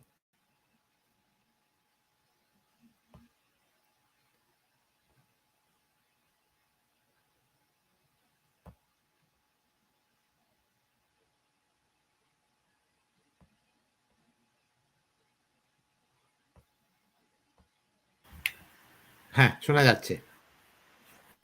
আচ্ছা, ধন্যবাদ হামুদা। আমি এতক্ষণ আলোচনায় টিকে থাকতে পারবো এটা ধারণা করতে পারিনি। অনেক ধন্যবাদ। ওই শরীর অসুস্থ থাকলেও যদি আকর্ষণীয় কোনো কিছু আপনি প্রত্যক্ষ করেন, তো শরীরের অসুবিধাগুলো আপনি ভুলিয়ে যাবেন।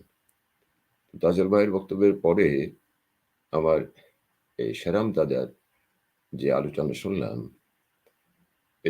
এতে আমি এক কথায় বলতে পারি আমি ঋদ্ধ হয়েছি। তিনি একটি চমৎকার আলোচনা করেছেন, সব দিকে দৃষ্টিপাত করেছেন এবং কি আমাদের করণীয়, কোন দিকে এগিয়ে যাওয়া দরকার সেই বিষয়ে নির্দিষ্টভাবে কথা বলেছেন। আমি তাকে ধন্যবাদ জানাই। আমি এই পর্যায়ে যে কথাটি বলতে চাই যে বাংলাদেশের সংবিধানে পরিষ্কারভাবে কিন্তু বলা আছে, আর্টিকেল 23(a), যেখানে বলা হয়েছে যে the state shall take steps to protect and develop the unique local culture and tradition of the tribes, minor races, ethnic sects and communities. খুব পরিষ্কারভাবে এই সংবিধানে এটা উল্লেখ করা হয়েছে। আমি রিপিট করছি আরেকবার একটু পরিষ্কার করে বোঝার জন্য। The state shall take steps to protect and develop the unique local culture and tradition of the tribes, minor races, ethnic sects, and communities. আবার আর্টিকেল 28(4) বলা হচ্ছে যে nothing in this article shall prevent the state from making special provision in favor of women and children and for the advancement of any backward section of citizens. কাজেই আমরা যদি এই সংবিধানের এই দুটো আর্টিকেলকে ভালো করে দেখি, তাহলে আমরা এই উপসংহারে আসবো যে আইনগতভাবে কোনো অসুবিধা আমাদের নাই, যদি আমরা চাই যে বাংলাদেশের যে ক্ষুদ্র জাতিসত্তাগুলি আছে তাদের সকল ধরনের অধিকার প্রতিষ্ঠা করতে। তাহলে আইনগত কোনো বাধা নেই, বরং আইনগত সুবিধা আমাদের আছে। সংবিধান আমাদেরকে সেই সুবিধাটা দিয়েছে। সে কারণে আমি মনে করি যে সরকার যদি সদিচ্ছা পোষণ করেন, তাহলে এটা খুব কঠিন কাজ নয়। যে পর্যায়ে জাতিসত্তাগুলো এখন অবস্থান করছে, ক্ষুদ্র জাতিসত্তাগুলি, তাদের অগ্রযাত্রাটা দৃশ্যমান হবে সকলের কাছে, সরকার যদি এটা উদ্যোগ গ্রহণ করে। এবং আমার বিশ্বাস এতে করে ওই জাতিসত্তার মানুষগুলি নিরাপদ অনুভব করবে এবং এটা বড় ধরনের ভবিষ্যতের কল্পনা করতে পারবে। কাজেই আমরা এই দাবিটা জানাবো পরিষ্কারভাবে সরকারের কাছে যে সংবিধানের আর্টিকেল 23/A এবং আর্টিকেল 28/4 এটা ঠিকভাবে বাস্তবায়ন করা হোক, এবং এটা বাস্তবায়নের জন্য যা কিছু করণীয় দরকার সেটা করা হোক। আমি আরেকটি কথা বলতে চাই যে এই যে ভাষা রক্ষার ব্যাপারটা, এটা তো আসলে খুবই গুরুত্বপূর্ণ বিষয়। যে ভাষা যদি না থাকে, জাতির পরিচয় রাখা বড় কঠিন, থাকে না ভার্চুয়ালি। এটা নতুন করে বলার প্রয়োজন নাই। কাজে এই ভাষাগুলিকে রক্ষা করা এবং ভাষাগুলির বিকাশ সাধনের যে দিকটা, সেটার উপর গুরুত্ব দিয়ে রাষ্ট্রীয়ভাবে যদি প্রণোদনা দেওয়া যায়, তাহলে আমার মনে হয় এটা একটা খুব ভালো কাজ হবে। এবং এ বিষয়ে আমি মনে করি যে শিক্ষা মন্ত্রণালয়, সংস্কৃতি মন্ত্রণালয় এরা খুব ভালো উদ্যোগ গ্রহণ করতে পারে। এই সংবিধানে এই ধারাগুলি অনুসরণেই তারা এই কাজগুলি করতে পারে। যেমন শিক্ষা ব্যবস্থার আওতায় এই আপনার জাতিসত্তা বা ক্ষুদ্র জাতিগোষ্ঠীগুলি যে সকল নিজস্ব ভাষা আছে, অন্তত এই ভাষাগুলোর সাথে একটু পরিচিতি ঘটানোর ব্যবস্থা যদি করানো যায়, সেটাও একটা ইতিবাচক কাজ হবে। তো এটা করা যেতে পারে। আর সংস্কৃতি মন্ত্রণালয় যেটা আছে, তারা আরো ব্যাপক উদ্যোগ নিয়ে এই ক্ষুদ্র জাতিসত্তার যে নিজস্ব সংস্কৃতিগুলো আছে, সেগুলো জাতীয়ভাবে আরো ব্যাপক উপায়ে প্রচারিত করার ব্যবস্থা করে, এবং এর সাথে অন্যান্য জাতির মানুষদেরকে পরিচয় ঘটিয়ে দেওয়া, এই কাজগুলো সংস্কৃতি মন্ত্রণালয় করতে পারে। এতে করে কিন্তু একটা সহমর্মিতার পরিবেশ তৈরি হওয়া সম্ভব। যেমন আমি মাঝে মাঝে খুব অবাক হয়ে যাই, কারণ আমার বিশ্বাসটা বোধহয় ছোটবেলা থেকে একটু ভিন্ন ধরনের ছিল। সামাজিক বৈপরীত্যগুলো অতটা গুরুত্ব দিয়ে দেখতাম না হয়তো, সে কারণে আশাবাদটা এখনো সেরকমই আছে। এই আমরা কানাডায় বসবাস করি, শতাধিক জাতিগোষ্ঠীর মানুষ এখানে বসবাস করি, শতাধিক ভাষাভাষীর মানুষ আমরা বসবাস করি, শতাধিক সংস্কৃতির মানুষ আমরা বসবাস করি, কিন্তু কালো দেখলে আমরা নাক সিটকাই না। ভিন্ন ভাষায় কথা বললে পরে তার প্রতি একটা বৈরী দৃষ্টি নিক্ষেপ করি না। এই যে একটা সামাজিক অবস্থান, এই সামাজিক অবস্থান এই কানাডায় আমরা প্রতিনিয়ত দেখি। আমরা কাউকে হেট করি না, আমরা আইন নিয়ে চলি। যদি কারো অধিকার কোনো দিক থেকে খর্বিত হয়, দেশে আইন আছে, তারা সুরক্ষা দেয়। তো আমরা এই একটা অবস্থা বাংলাদেশে কখন তৈরি করতে পারবো? আমি জানি এটা খুব সহজ কাজ নয় এবং খুব অল্প সময়ের বিষয় নয়, কিন্তু আমরা যদি উদ্যোগ না নিয়ে শুধু আলোচনার মধ্যে থাকি, যে সকল সুযোগ সুবিধা আমাদের জাতীয় সংবিধান আমাদেরকে দিয়েছে, যে কি কাজ আমরা করতে পারি এই প্রসঙ্গে, সেই কাজগুলো যদি আমরা না করি, তাহলে সংবিধানের উল্লেখ থাকে এবং না থাকাতে কিছু আসা যায় না।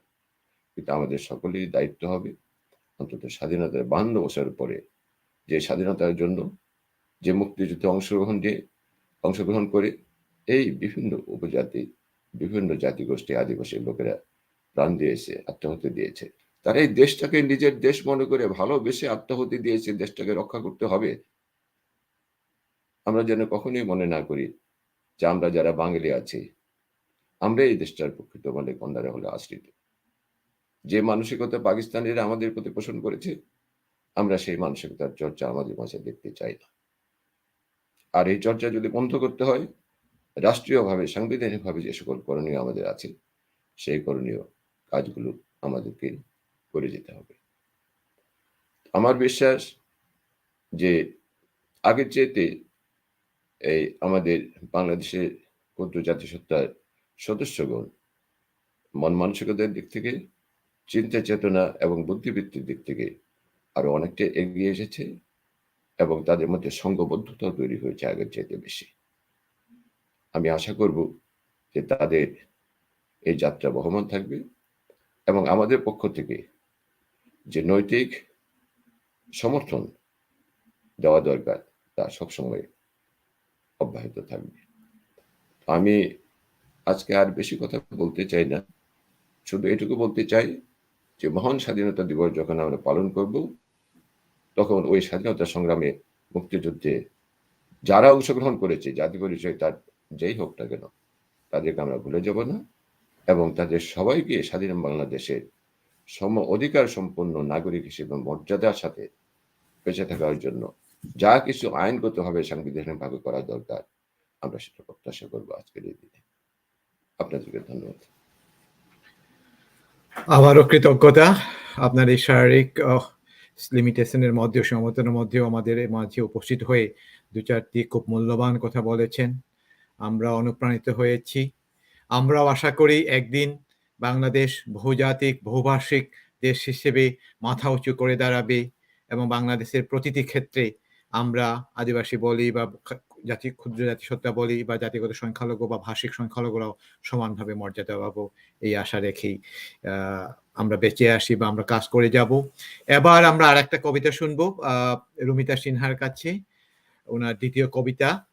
আমরা ওনার কাছ থেকে আমরা দ্বিতীয় কবিতা শুনি, তারপরে আমরা আবার সেরাম রিপনের কাছে ফিরে যাব। সেরাম রিপন আজকের এই অনুষ্ঠানটি পরিচালনা করবেন এবং সভাপতি এবং আমাদের তাজুল ভাইও আছেন। আর এর মধ্যে যদি সেরাম যদি আবার যুক্ত হন ওনার কাছ থেকে আমরা শেষ বক্তব্য শুনে নিব। তো এবার আমরা শুনি রুমিতা সিনহার কবিতা। Unmute please. হ্যাঁ শোনা। ওকে, এখন আমি যেটা পড়বো সেটাও তাবরো। ইয়েস, হ্যাঁ শুনতেছি। হ্যালো, হ্যাঁ শোনা যাচ্ছে। ওকে, আচ্ছা, এটাও রবীন্দ্রনাথের মনে পড়া। মাকে আমার পড়ে না মনে, শুধু কখন খেলতে গিয়ে হঠাৎ অকারণে একটা কিশোর গুনগুনিয়ে কানে আমার বাজে, মায়ের কথা মিলায় যেন আমার খেলার মাঝে। মাকে বুঝি গান গাইতো আমায় দোলনা ঠেলে ঠেলে, মা গিয়েছে যেতে যেতে গানটি গেছে ফেলে। মাকে আমার পড়ে না মনে, শুধু যখন আশ্বিনেতে ভোরের শিউলি বনে শিশির ভেজা হাওয়া বেয়ে ফুলের গন্ধ আসে, তখন কেন মায়ের কথা আমার মনে ভাসে। কবে বুঝি আনতো মা সেই ফুলের সাজি বয়ে, পুজোর গন্ধ আসে সেতায় মায়ের গন্ধ হয়ে। মাকে আমার পড়ে না মনে, শুধু যখন বসে গিয়ে শুবার ঘরের কোণে, জানলা থেকে তাকায় দূরে নীল আকাশের দিকে, মনে হয় মা আমার চাইছে অনি মেখে, ফুলের পরে ধরে কবে দেখতে আমায় চেয়ে, সেই চাহনি রেখে গেছে সারা আকাশ ছেয়ে। ধন্যবাদ। অনেক ধন্যবাদ রুমিতা, আবারও শুভেচ্ছা জানাই। ছোট্ট হলেও ভালো একটা কবিতা পড়েছেন, আমরা সবাই শুনে খুব আপ্লুত হয়েছি। এবার আমরা আবার ফিরে যাই মুক্তিযুদ্ধ গবেষক তাজুল মোহাম্মদের কাছে, ওনার শেষ বক্তব্য এবং সমাপনী বক্তব্য দেওয়ার জন্য বিনীত অনুরোধ জানাচ্ছি।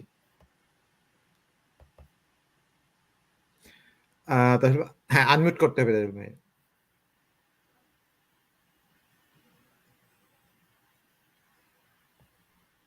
হ্যাঁ হ্যাঁ ঠিক আছে।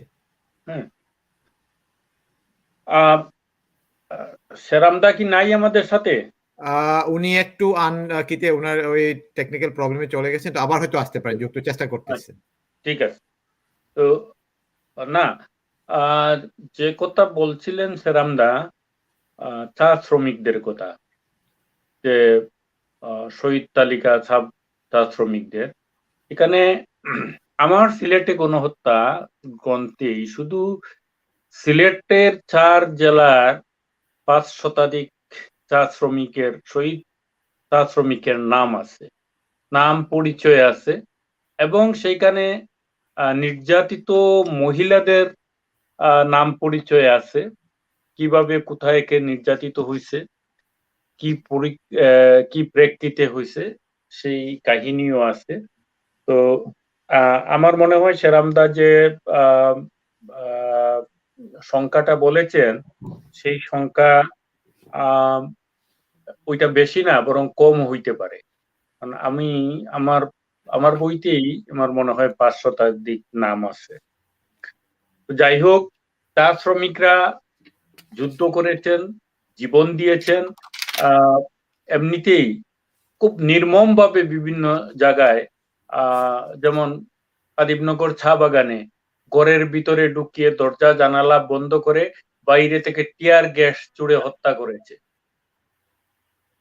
এইরকম নির্মমভাবে বিভিন্ন জায়গায় হত্যা করা হয়েছে। আপনারা জানেন ওইটা কোনো বাঁশি বাজার আগে রংপুর ক্যান্টনমেন্টে যখন ঘেরাও করা হয়েছিল, তখন হাজার হাজার আদিবাসী যারা সেখানে তীর ধনুক নিয়ে ক্যান্টনমেন্ট ঘেরাও করেছিল এবং হাজার খানেক জীবন দিয়েছিল। তো সেইটা কারো বাঁশির সুর শুনে না। বিরিশিরি ক্যান্টনমেন্ট ঘেরাও করেছিল। ময়মনসিংহে 26শে মার্চ হামিদ সাংস্কৃতিক ব্যক্তিত্ব, ওনার নেতৃত্বে ময়মনসিংহে ক্যান্টনমেন্ট ঘেরাও করা হয়। ঘেরাও না, ওরা ক্যান্টনমেন্টে ঢুকে গেছে। তো সেইখানেও আদিবাসীরা গিয়েছিল ওনার ডাকে, এবং বিরিশিরিতে হয়েছে, দিনাজপুরে হয়েছে, সাঁওতালরা সেইগুলা করেছে, এইসব জায়গায় হয়েছে। কথাটা একটাই যে মুক্তিযুদ্ধ মুসলমান না হিন্দু না, আমরা বাঙালিরা করেছি। সেইখানে আপনার আদিবাসী বলেন আর পরবাসী বলেন, সবাই মিলে আমরা যুদ্ধ করেছি। সেই দিন এইরকম আলাদা কিছু ছিল না, আলাদা কোনো গ্রুপও ছিল না, ছিল মুক্তিযোদ্ধা। পরিচয় ছিল আমরা বাঙালি, আমরা জয় বাংলা স্লোগান দিয়ে মুক্তিযুদ্ধ করেছি। এই যে বিল্লাবাই একটা মুক্তিযুদ্ধ পরিবার বা মুক্তিযুদ্ধের পরিবারে, উনার পরিবার পুরোটাই ছিল মুক্তিযুদ্ধের সাথে সম্পৃক্ত। উনি নিজে মুক্তিযুদ্ধের সাথে সম্পৃক্ত ছিলেন। ওনার ভাই বীর বিক্রম কুর্রম, উনি সম্মুখ সমরের জীবন দিয়ে বীর বিক্রম খেতাব লাভ করেছেন। তো এবং হামুমদার যেটা বলেছেন যে সাবেক রাজনীতিবিদ, সাবেক না, উনি সবসময় রাজনীতিতে আছেন। উনি একসময় দলীয় রাজনীতি করতেন, এখন দলীয় রাজনীতি করেন না, কোন দলের খাতায় ওনার নাম নেই, কিন্তু রাজনীতি করে যাচ্ছেন। উনার যে সংগঠন, উনার যে কর্মকাণ্ড, আপনারা যেটার সাথে সম্পৃক্ত, আমি যেটার সাথে আছি, তো সেইটা রাজনীতির বাইরে না, সেইটা রাজনীতির মধ্যে থেকেই সেই সব কর্মকাণ্ড পরিচালিত হচ্ছে। আমরা কোনো দলীয় রাজনীতি করছি না, এইটাই হচ্ছে কথা। আর দল যদি বলেন, হ্যাঁ উনিও একটা দল করেন, আমরা সবাই একটা দল করি, সেই দলের নাম বাংলাদেশ দল। আমরা বাংলাদেশ পন্থী, আমরা অন্য কোনো পন্থী নয়। আমরা বাংলাদেশকে একটা সমৃদ্ধশালী দেশ, একটা অসাম্প্রদায়িক দেশ, একটা সম্প্রীতির দেশ হিসেবে পরিচয় করিয়ে দেওয়ার জন্য আমরা এইসব কর্মকাণ্ড করে থাকি। তো আমি যেটা আমার শেষ কথা, যে আমরা 72 সালের সংবিধান অনুযায়ী আমি আগেই বলেছি সেখানে ফিরে যেতে চাই। সেইভাবে সমস্ত সংশোধনী খুলে দিয়ে আমরা 72 সালে ফিরে যেতে চাই। বাংলাদেশকে আমরা দেখতে চাই একটি অসাম্প্রদায়িক দেশ হিসেবে, বাংলাদেশকে দেখতে চাই একটি সম্প্রীতির বাংলাদেশ হিসেবে। সেইখানে কেউ হীনমন্যতায় ভুগবে না, সবাই সবার ধর্ম পালন করবে নির্বিঘ্নে, কেউ কারো ধর্ম পালনে বাধা দিবে না, ধর্ম রাজনীতিতে ব্যবহৃত হবে না, কোন বিশেষ ধর্মের লোক রাজনীতিতে বা রাষ্ট্রীয় কাজে বিশেষ মর্যাদা পাবে না, বিশেষ সুবিধা পাবে না। আর ধর্মীয় কারণে বা জাতীয় এই সংখ্যালঘু সংখ্যাগুরু এইসব শব্দের কারণে কেউ বিশেষ সুবিধাও পাবে না, কেউ বঞ্চিতও হবে না। এর নিশ্চয়তা চাই, এবং এর নিশ্চয়তার জন্য একমাত্র পথ হচ্ছে, প্রথমেই আমাদেরকে ফিরে যেতে হবে অসাম্প্রদায়িক একটা সাংবিধানিক কাঠামোতে। এর জন্য শুধু সংশোধনীটা তুলে দিলেই এবং একটা অসাম্প্রদায়িক দেশ, একটা ধর্মনিরপেক্ষ দেশ হিসেবে 72 সালে যেভাবে ছিল সেইভাবে যেতে চাই। এবং এর জন্য যুদ্ধ কিন্তু চলছে। এই যে সেরামদা যা লেখছেন, তার মনন থেকে যে কর্মকাণ্ডগুলো করে যাচ্ছেন সেটা একটা যুদ্ধ। আপনারা যেটা করছেন সেইটা একটা যুদ্ধ। আমি যা করছি ক্ষুদ্রভাবে সেটাও একটা যুদ্ধ। এই যুদ্ধকে জোরদার করতে হবে। এই যে অসাম্প্রদায়িক চিন্তা চেতনার যে প্রচেষ্টা, সেইটা বিস্তার ঘটাতে হবে, সেইটাকে এই সর্বত্র ছড়িয়ে দিতে হবে। এই কাজগুলা আমাদের করতে হবে। আর রাষ্ট্র আমাদের ওই জায়গায় নিয়ে যেতে হবে সাংবিধানিকভাবে, তাহলে আমরা কিছুটা সুযোগ। আর সেরামদা কতগুলা কথা বলেছেন, আমি ওইগুলার সাথে একমত। আমি চিন্তা করতেছি ওই ওনার কথাগুলো শুনে যে এই ব্যাপারে মনে হয় আমাদের কিছু করণীয় আছে। এই বিষয়ে আমি পরে আপনাদের সাথে শেয়ার করব। আমার মনে হয় আমরা এই যে মেলায় স্টল দেওয়া বা সেমিনার সিম্পোজিয়াম করা, আলোচনা করা, এইসব বিষয়গুলা নিয়ে আমরা দাবি উত্থাপন করতে পারি।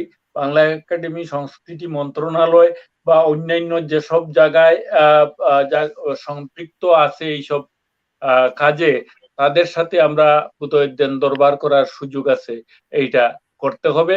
তো আমি সবাইকে আবারও ধন্যবাদ জানিয়ে আমাকে যুক্ত করার জন্য আপনাদের কাছে কৃতজ্ঞতা প্রকাশ করে, আর এই স্বাধীনতার আবারও স্বাধীনতার শুভেচ্ছা জানিয়ে সবাইকে সবার প্রতি আমার কৃতজ্ঞতা প্রকাশ করে শেষ করছি। সেরামদা।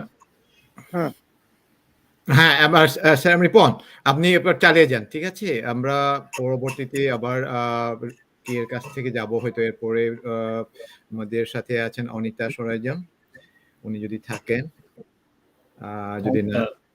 অনিতা কি চলে গেছে? অনিতাকে দেখছি না, আমি জানি না। অনিতা আশা করি খুব তাড়াতাড়ি যুক্ত হবে। আচ্ছা, ধন্যবাদ দাদা। হ্যাঁ, তাহলে আমরা অজা সেরামকে নিয়ে আসি। সেরামদা বোধহয় আবার হ্যাঁ, আমি যুক্ত আছি। আচ্ছা, তাহলে আমরা অজা সেরামের কাছে যাই, শেষ বক্তব্য ওনার। তারপরে যদি অনিতা যদি চলে আসি, তারপরে শেষ আমরা কবিতা একটা শুনবো, অথবা রমিতার কাছে কবিতা দিয়ে আমরা শেষ করব। তারপরে সমাপনী বক্তব্য দিবেন হলো আজকের সেরাম রিপন। তো আমরা আবার শ্রদ্ধেয় লেখক, কবি, গবেষক একে সেরামের কাছে যাচ্ছি ওনার শেষ বক্তব্য শোনার জন্য। অসংখ্য ধন্যবাদ মণিপুরী মিররকে। আমাদের আজকের যে দুজন অতিথি আলোচক, শাহ মুস্তাইন বিল্লাহ এবং তাজুল মোহাম্মদ, তাদের দুজনকে আমি আন্তরিক ধন্যবাদ এবং কৃতজ্ঞতা জানাই আমার পক্ষ থেকে, আমাদের আদিবাসী জনগোষ্ঠীর পক্ষ থেকে। কারণ তাদের মতো মুক্ত চিন্তার মানুষ আছেন বলেই আমরা কিছুটা সাহসী হতে পারি। আমরা যে কিছু কিছু কাজ করার চেষ্টা করি, এটা মূলত তাদের মতো কিছু কিছু লোক এখনো আছেন যারা আমাদের পাশে দাঁড়ান, আমাদের হয়ে কথা বলেন এর জন্য। তো আমি মূলত ভাষা নিয়ে দুইটি কথা বলে শেষ করতে চাই। স্বাধীনতার 52 বছরে এসে আমরা এখন আমাদের ভাষার অস্তিত্ব রক্ষার জন্য সংগ্রাম করছি। আমাদের সরকারি হিসাবে, অর্থাৎ আন্তর্জাতিক মাতৃভাষা ইনস্টিটিউটের একটা জরিপ অনুযায়ী বাংলাদেশে 50টি জাতিগোষ্ঠী আছে এবং 50টি জাতিগোষ্ঠী 40টি ভাষায় কথা বলে। ক্ষুদ্র জাতিগোষ্ঠীর কথা বলছি আমি। 40টি ভাষায় কথা বলে। এটা আন্তর্জাতিক মাতৃভাষা ইনস্টিটিউটের জরিপের একটি ফল।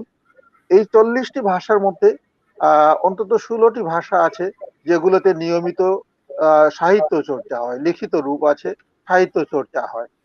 এর মধ্যে আমাদের মণিপুরী ভাষা অন্যতম। আর 14টি ভাষা একেবারে বিপন্নের পর্যায়ে। এই সমস্ত ভাষা যে কোনো সময় হারিয়ে যেতে পারে, এই ধরনের একটা শঙ্কার মধ্যে আছে। যেমন একটি ভাষার কথা বলা হয় এখন, রেংমিচ্চা। পার্বত্য চট্টগ্রামের একেবারে প্রত্যন্ত অঞ্চলে রেংমিচ্চা ভাষাভাষী জনগোষ্ঠীর লোক মাত্র 6 জন নাকি জীবিত আছেন এখন। এই 6 জনের মধ্যে সবাই 50 ঊর্ধ্ব। সুতরাং এটা অবশ্যই অনুমান করা যায় যে আগামী 10, 15, 20 বছর বাদে এই রেংমিচ্চা ভাষায় কথা বলার মতো মানুষ আর খুঁজে পাওয়া যাবে না।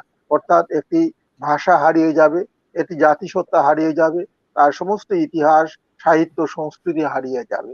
এই যে হারিয়ে যাওয়ার যে একটা শঙ্কা, এই শঙ্কার মধ্যে কিন্তু আমরা বাকি যে ভাষাভাষী জনগোষ্ঠী তারাও আছি। সুতরাং এ কারণেই কিন্তু আমরা বারবার করে বলছি যে আমাদের ভাষা, সাহিত্য, সংস্কৃতি রক্ষার জন্য সরকারকে এগিয়ে আসতে হবে। আমরা নিজেরা চেষ্টা করছি আমাদের মতো করে, কিন্তু সরকারি পৃষ্ঠপোষকতা ছাড়া এরকম একটি বড় কাজ কখনোই করা সম্ভব না। সরকার কিছু কিছু কাজ করছেন, আমি ধন্যবাদ জানাতে চাই সরকারকে। তারা কিছু উদ্যোগ গ্রহণ করেছেন, যেমন আন্তর্জাতিক মাতৃভাষা ইনস্টিটিউটের মাধ্যমে নৃভাষা বৈজ্ঞানিক সমীক্ষা নামে একটি সমীক্ষা করা হয়েছিল, যেখানে ক্ষুদ্র জাতিসত্তার ভাষা নিয়ে তারা জরিপ করেছেন, কাজ করেছেন, কিন্তু রিপোর্ট প্রকাশ করতে পারেননি। এটা অজানা কারণে এখনো প্রকাশিত হয়নি রিপোর্ট। এই হলো আমাদের সরকারি প্রতিষ্ঠানের একটা চিত্র। আবার আরেকটি চিত্র হলো যে আমাদের মাতৃভাষায় শিক্ষাদান কর্মসূচির মাধ্যমে শিক্ষা মন্ত্রণালয়ের অধীনে 5টি ভাষা নির্বাচন করে সেই ভাষাগুলোতে বই প্রণয়ন করা হয়েছে।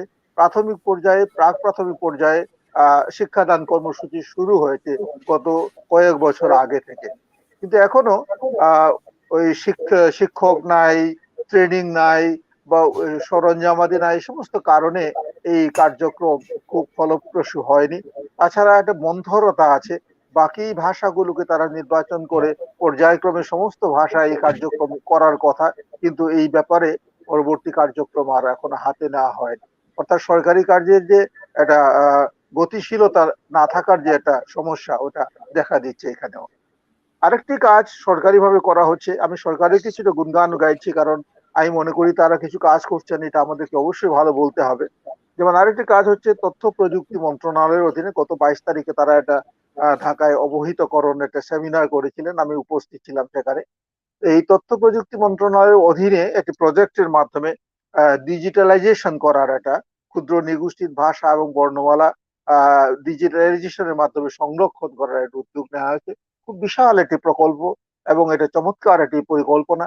খুবই সুন্দর কাজ হবে যদি ঠিকমতো করা হয়।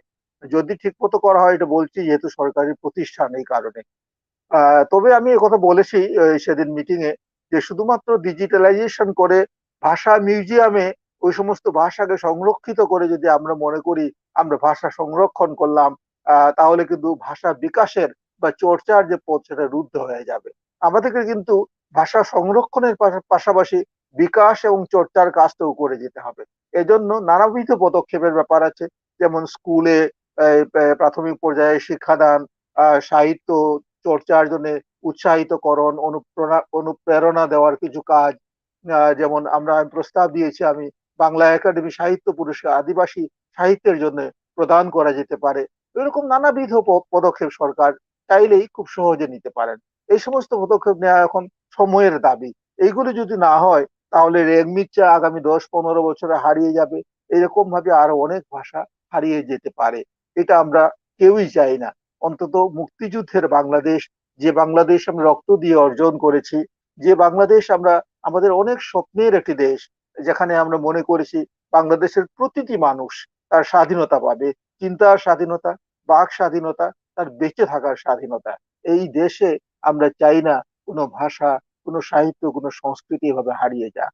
এটাই হলো আজকে স্বাধীনতা দিবসের এই সুবর্ণ জয়ন্তীতে এসে আমরা কিন্তু বারবার সরকারের কাছে এই দাবিটাই করছি। আমরা যারা ক্ষুদ্র জনগোষ্ঠী আছি, আমরা যারা আদিবাসী জনগোষ্ঠী আছি, আমাদের যে ভাষা, সাহিত্য, সংস্কৃতি, এইগুলোর ব্যাপারে সরকারের বিশেষ কিছু দৃষ্টি দিতে হবে। না দিলে এটা আমাদের বাঁচিয়ে রাখা কঠিন হবে।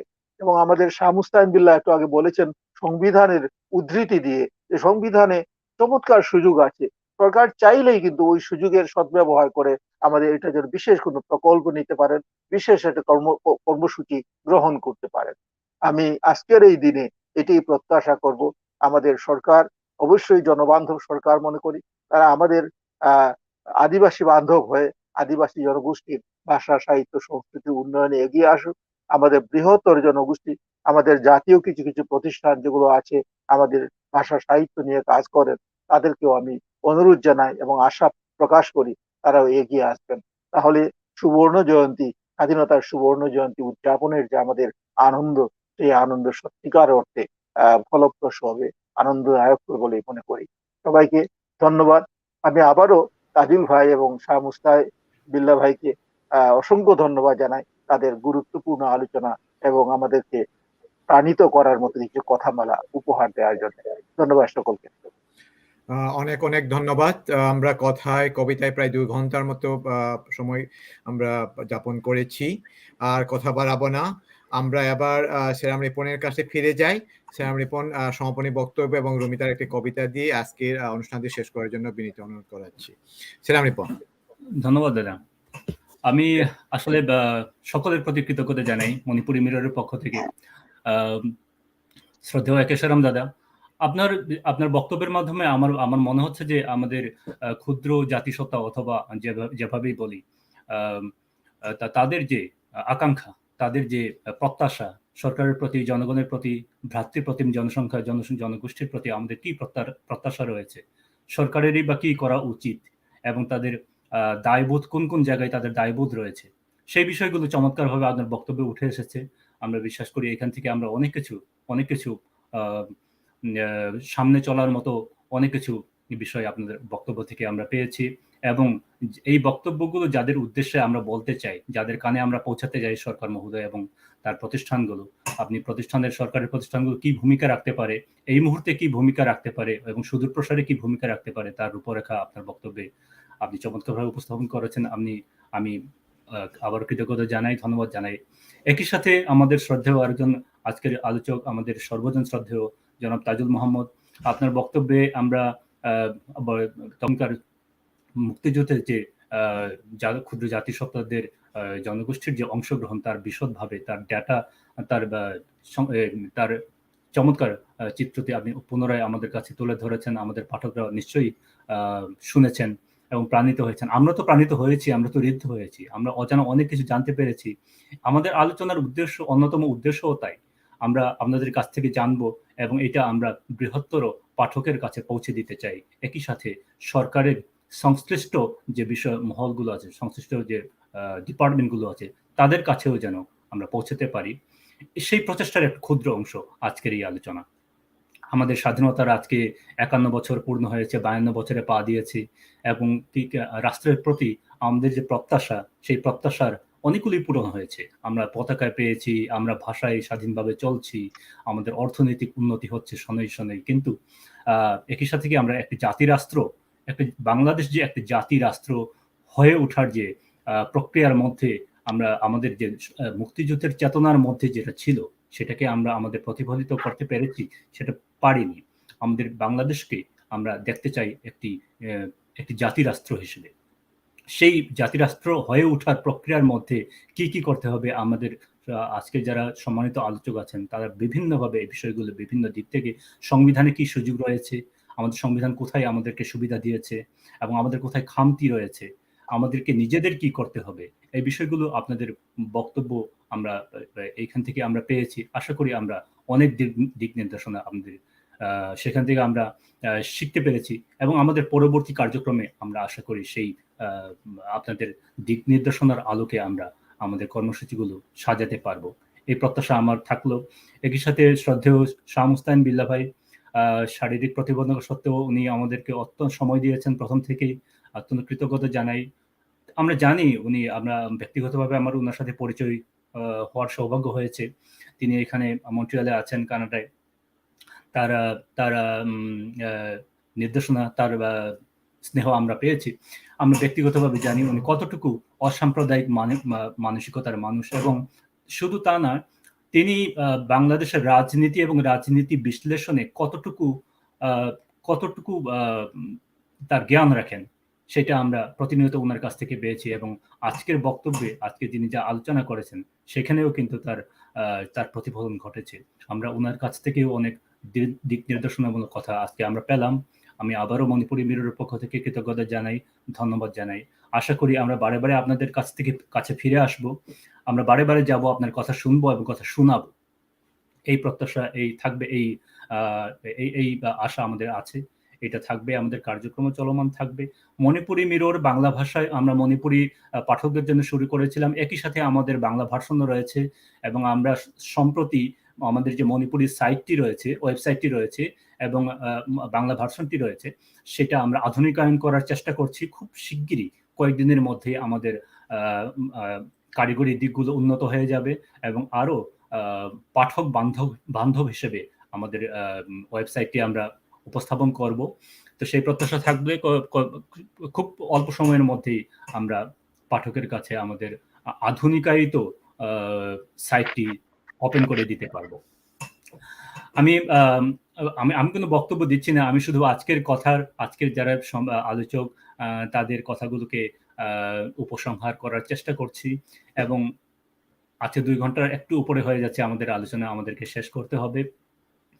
একই সাথে আমাদের তিনজন আবৃত্তিকারের চমৎকার আবৃত্তি শুনেছি, তাদের কথা অবশ্যই আমাদেরকে বলতে হবে। আমরা প্রাণিত হয়েছি, আমাদের অনুষ্ঠান সমৃদ্ধ হয়েছে নিঃসন্দেহে।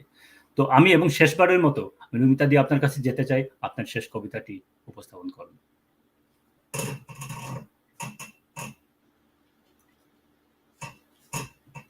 আনমিউটটা করুন প্লিজ। হ্যাঁ, সবার বক্তব্য খুবই সুন্দর, খুবই প্রাসঙ্গিক। আমাদের নৃগোষ্ঠীদের ভাষা নিয়ে যে সমস্যার কথা বলা হচ্ছে যে সরকারের এখানে আমি অল্প মানে আমার যে ইচ্ছা যে এই জায়গাতে আমার কাছে মনে হয় আমরা যারা অভিভাবক, আমরা আমাদের সন্তানদেরকেও যেন আমরা আমাদের নিজেদের যে মাতৃভাষায় সেই ভাষায় যেন আমরা বাড়িতে আমাদের নিজেদের বাসা বাড়িতে যেন আমরা চর্চা করাই, সেইটা আমার দিক থেকে আর কি চেষ্টা, বা সবার চেষ্টা করা উচিত।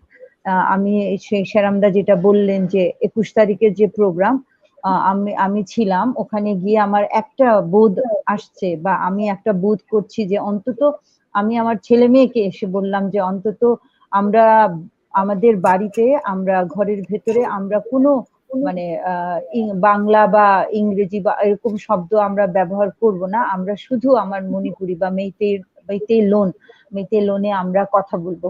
সেই জায়গাতেও আমি চেষ্টা করে যাচ্ছি। আমার ছেলে মেয়েকে আমি সেই ইয়েতে আমার মণিপুরের মধ্যেই সীমাবদ্ধ রাখতে পারছি না। এই জায়গাটায় আমি প্রতিদিন ওকে আমি বলছি, কিন্তু সেই জায়গাটাতে ওদেরকে নিয়ে আসতে হবে। আমি সেই চেষ্টায় আছি, আমি যেন সেই চেষ্টায় সফল হতে পারি, সেই করে যাচ্ছি। এইটাই হচ্ছে, এবং আমরা যারা অভিভাবক আমরাও আমাদের জায়গা থেকে আমাদের মাতৃভাষাকে যেন আমরাও মুখের মধ্যে যেন সীমাবদ্ধ মুখের মধ্য দিয়ে চলতে চলতে যেন আমরা সেটাকে রক্ষা করতে পারি।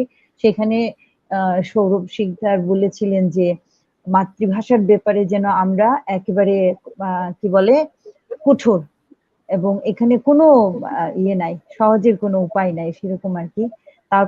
যাই হোক, আমি এখন যে কবিতাটা পড়বো সেটা হচ্ছে সেরাম শরৎ, আমাদের মণিপুরী কবি, উনি প্রয়াত, ওনার কবিতা, এবং এটা বাংলায় অনুবাদ, কবি নিজেই অনুবাদ করেছেন সেই কবিতা। আমি একটা বাংলা অনুবাদটাই পড়বো। কবিতার শিরোনাম একটি কৃষ্ণচূড়া গাছের জন্য বন্দোবস্তের আবেদন। কর্তৃপক্ষের আদেশ, এই কৃষ্ণচূড়া গাছটিকে উপড়ে ফেলে সেখানটায় যেন তৈরি হয় ইট পাথরের বেষ্টনীতে একটা বিরাট বিপণী বিতান। কিন্তু হতভাগিনী মার একান্ত ইচ্ছা প্রতি ফাল্গুনে গাছটার প্রতি ডাল হাজারো গাঢ় লাল কৃষ্ণচূড়ায় ভরে উঠুক। সারা বছর অধীর আগ্রহে বসে থাকেন তিনি, কখন আসবে ফাল্গুন মাস, কখন গাছটা পূর্ণ হয়ে উঠবে গাঢ় লাল পাপড়িতে ভরা থোকা থোকা কৃষ্ণচূড়ায়। তাই আমি মায়ের ইচ্ছা আর সব শহীদের অনুমতি ক্রমে দেশের রাষ্ট্রপ্রধানের কাছে আপিল করছি, যাতে অন্তত মার ইচ্ছা পূরণের জন্য সেই কৃষ্ণচূড়া গাছটি যেন কর্তন করা না হয়। ধন্যবাদ সবাইকে। রুমিতা দি, আপনাকে অসংখ্য ধন্যবাদ। আমাদের অনুষ্ঠান আজকে আমরা শেষ করতে হবে। আমরা কৃতজ্ঞতার তো শেষ নেই। আমরা আপনাদের কাছে যে কথামালাগুলো শুনলাম যে সেগুলি অমূল্য। আমরা বারে বারে ফিরে আসবো আপনাদের কাছে। আমি এটাও বলতে চাই, আপনারা যারা আজকে অনুষ্ঠান উপভোগ করেছেন বিভিন্ন মাধ্যমে, অনলাইনে লাইভ যারা দেখেছেন, যারা শেয়ার করেছেন, যারা মূল্যবান বক্তব্য রেখেছেন, কমেন্ট করেছেন, তাদের সকলের প্রতি আমাদের শ্রদ্ধা থাকলো, ভালোবাসা থাকলো। মণিপুরের মিররের পক্ষ থেকে আমরা প্রত্যাশা করি আপনারা এইভাবেই আমাদের সাথে যুক্ত করবেন, প্রাণিত করবেন আমাদেরকে। আমরা আমাদের কার্যক্রম চালিয়ে যাব। monipurimmirror.com এই ওয়েবসাইটে আপনারা ব্রাউজ করবেন, আপনারা দেখবেন। আমাদের ইউটিউব চ্যানেলে আমাদের কন্টেন্টগুলি, আমরা এই যে আলোচনা আজকে যে আমাদের আলোচনা অনুষ্ঠান, আমাদের আগের যে অনুষ্ঠানগুলো বিভিন্ন ভাষা নিয়ে আমরা বিভিন্ন কথা বলেছি, সংস্কৃতি নিয়ে বিভিন্ন আলোচনা করেছি, অন্যান্য অনেক গুণীজন আমাদের এখানে তাদের বক্তব্য পেশ করেছেন, সেগুলি সবই আমাদের ইউটিউব চ্যানেলে আছে, আমাদের আর্কাইভে আছে। আপনারা আশা করি এটা ব্রাউজ করবেন, দেখবেন, আপনাদের কাজে এটা লাগাবেন, সেই প্রত্যাশা থাকলো। একই সাথে বাংলাদেশের মহান মুক্তিযুদ্ধে যারা শহীদ হয়েছেন তাদের সকলের প্রতি আমাদের জাতির পিতা বঙ্গবন্ধু শেখ মুজিবুর রহমান বঙ্গবন্ধুর প্রতি শ্রদ্ধা জানিয়ে আমাদের আজকের এই লাইভ অনুষ্ঠান এখানেই শেষ করছি। সবাইকে আন্তরিক কৃতজ্ঞতা এবং ধন্যবাদ।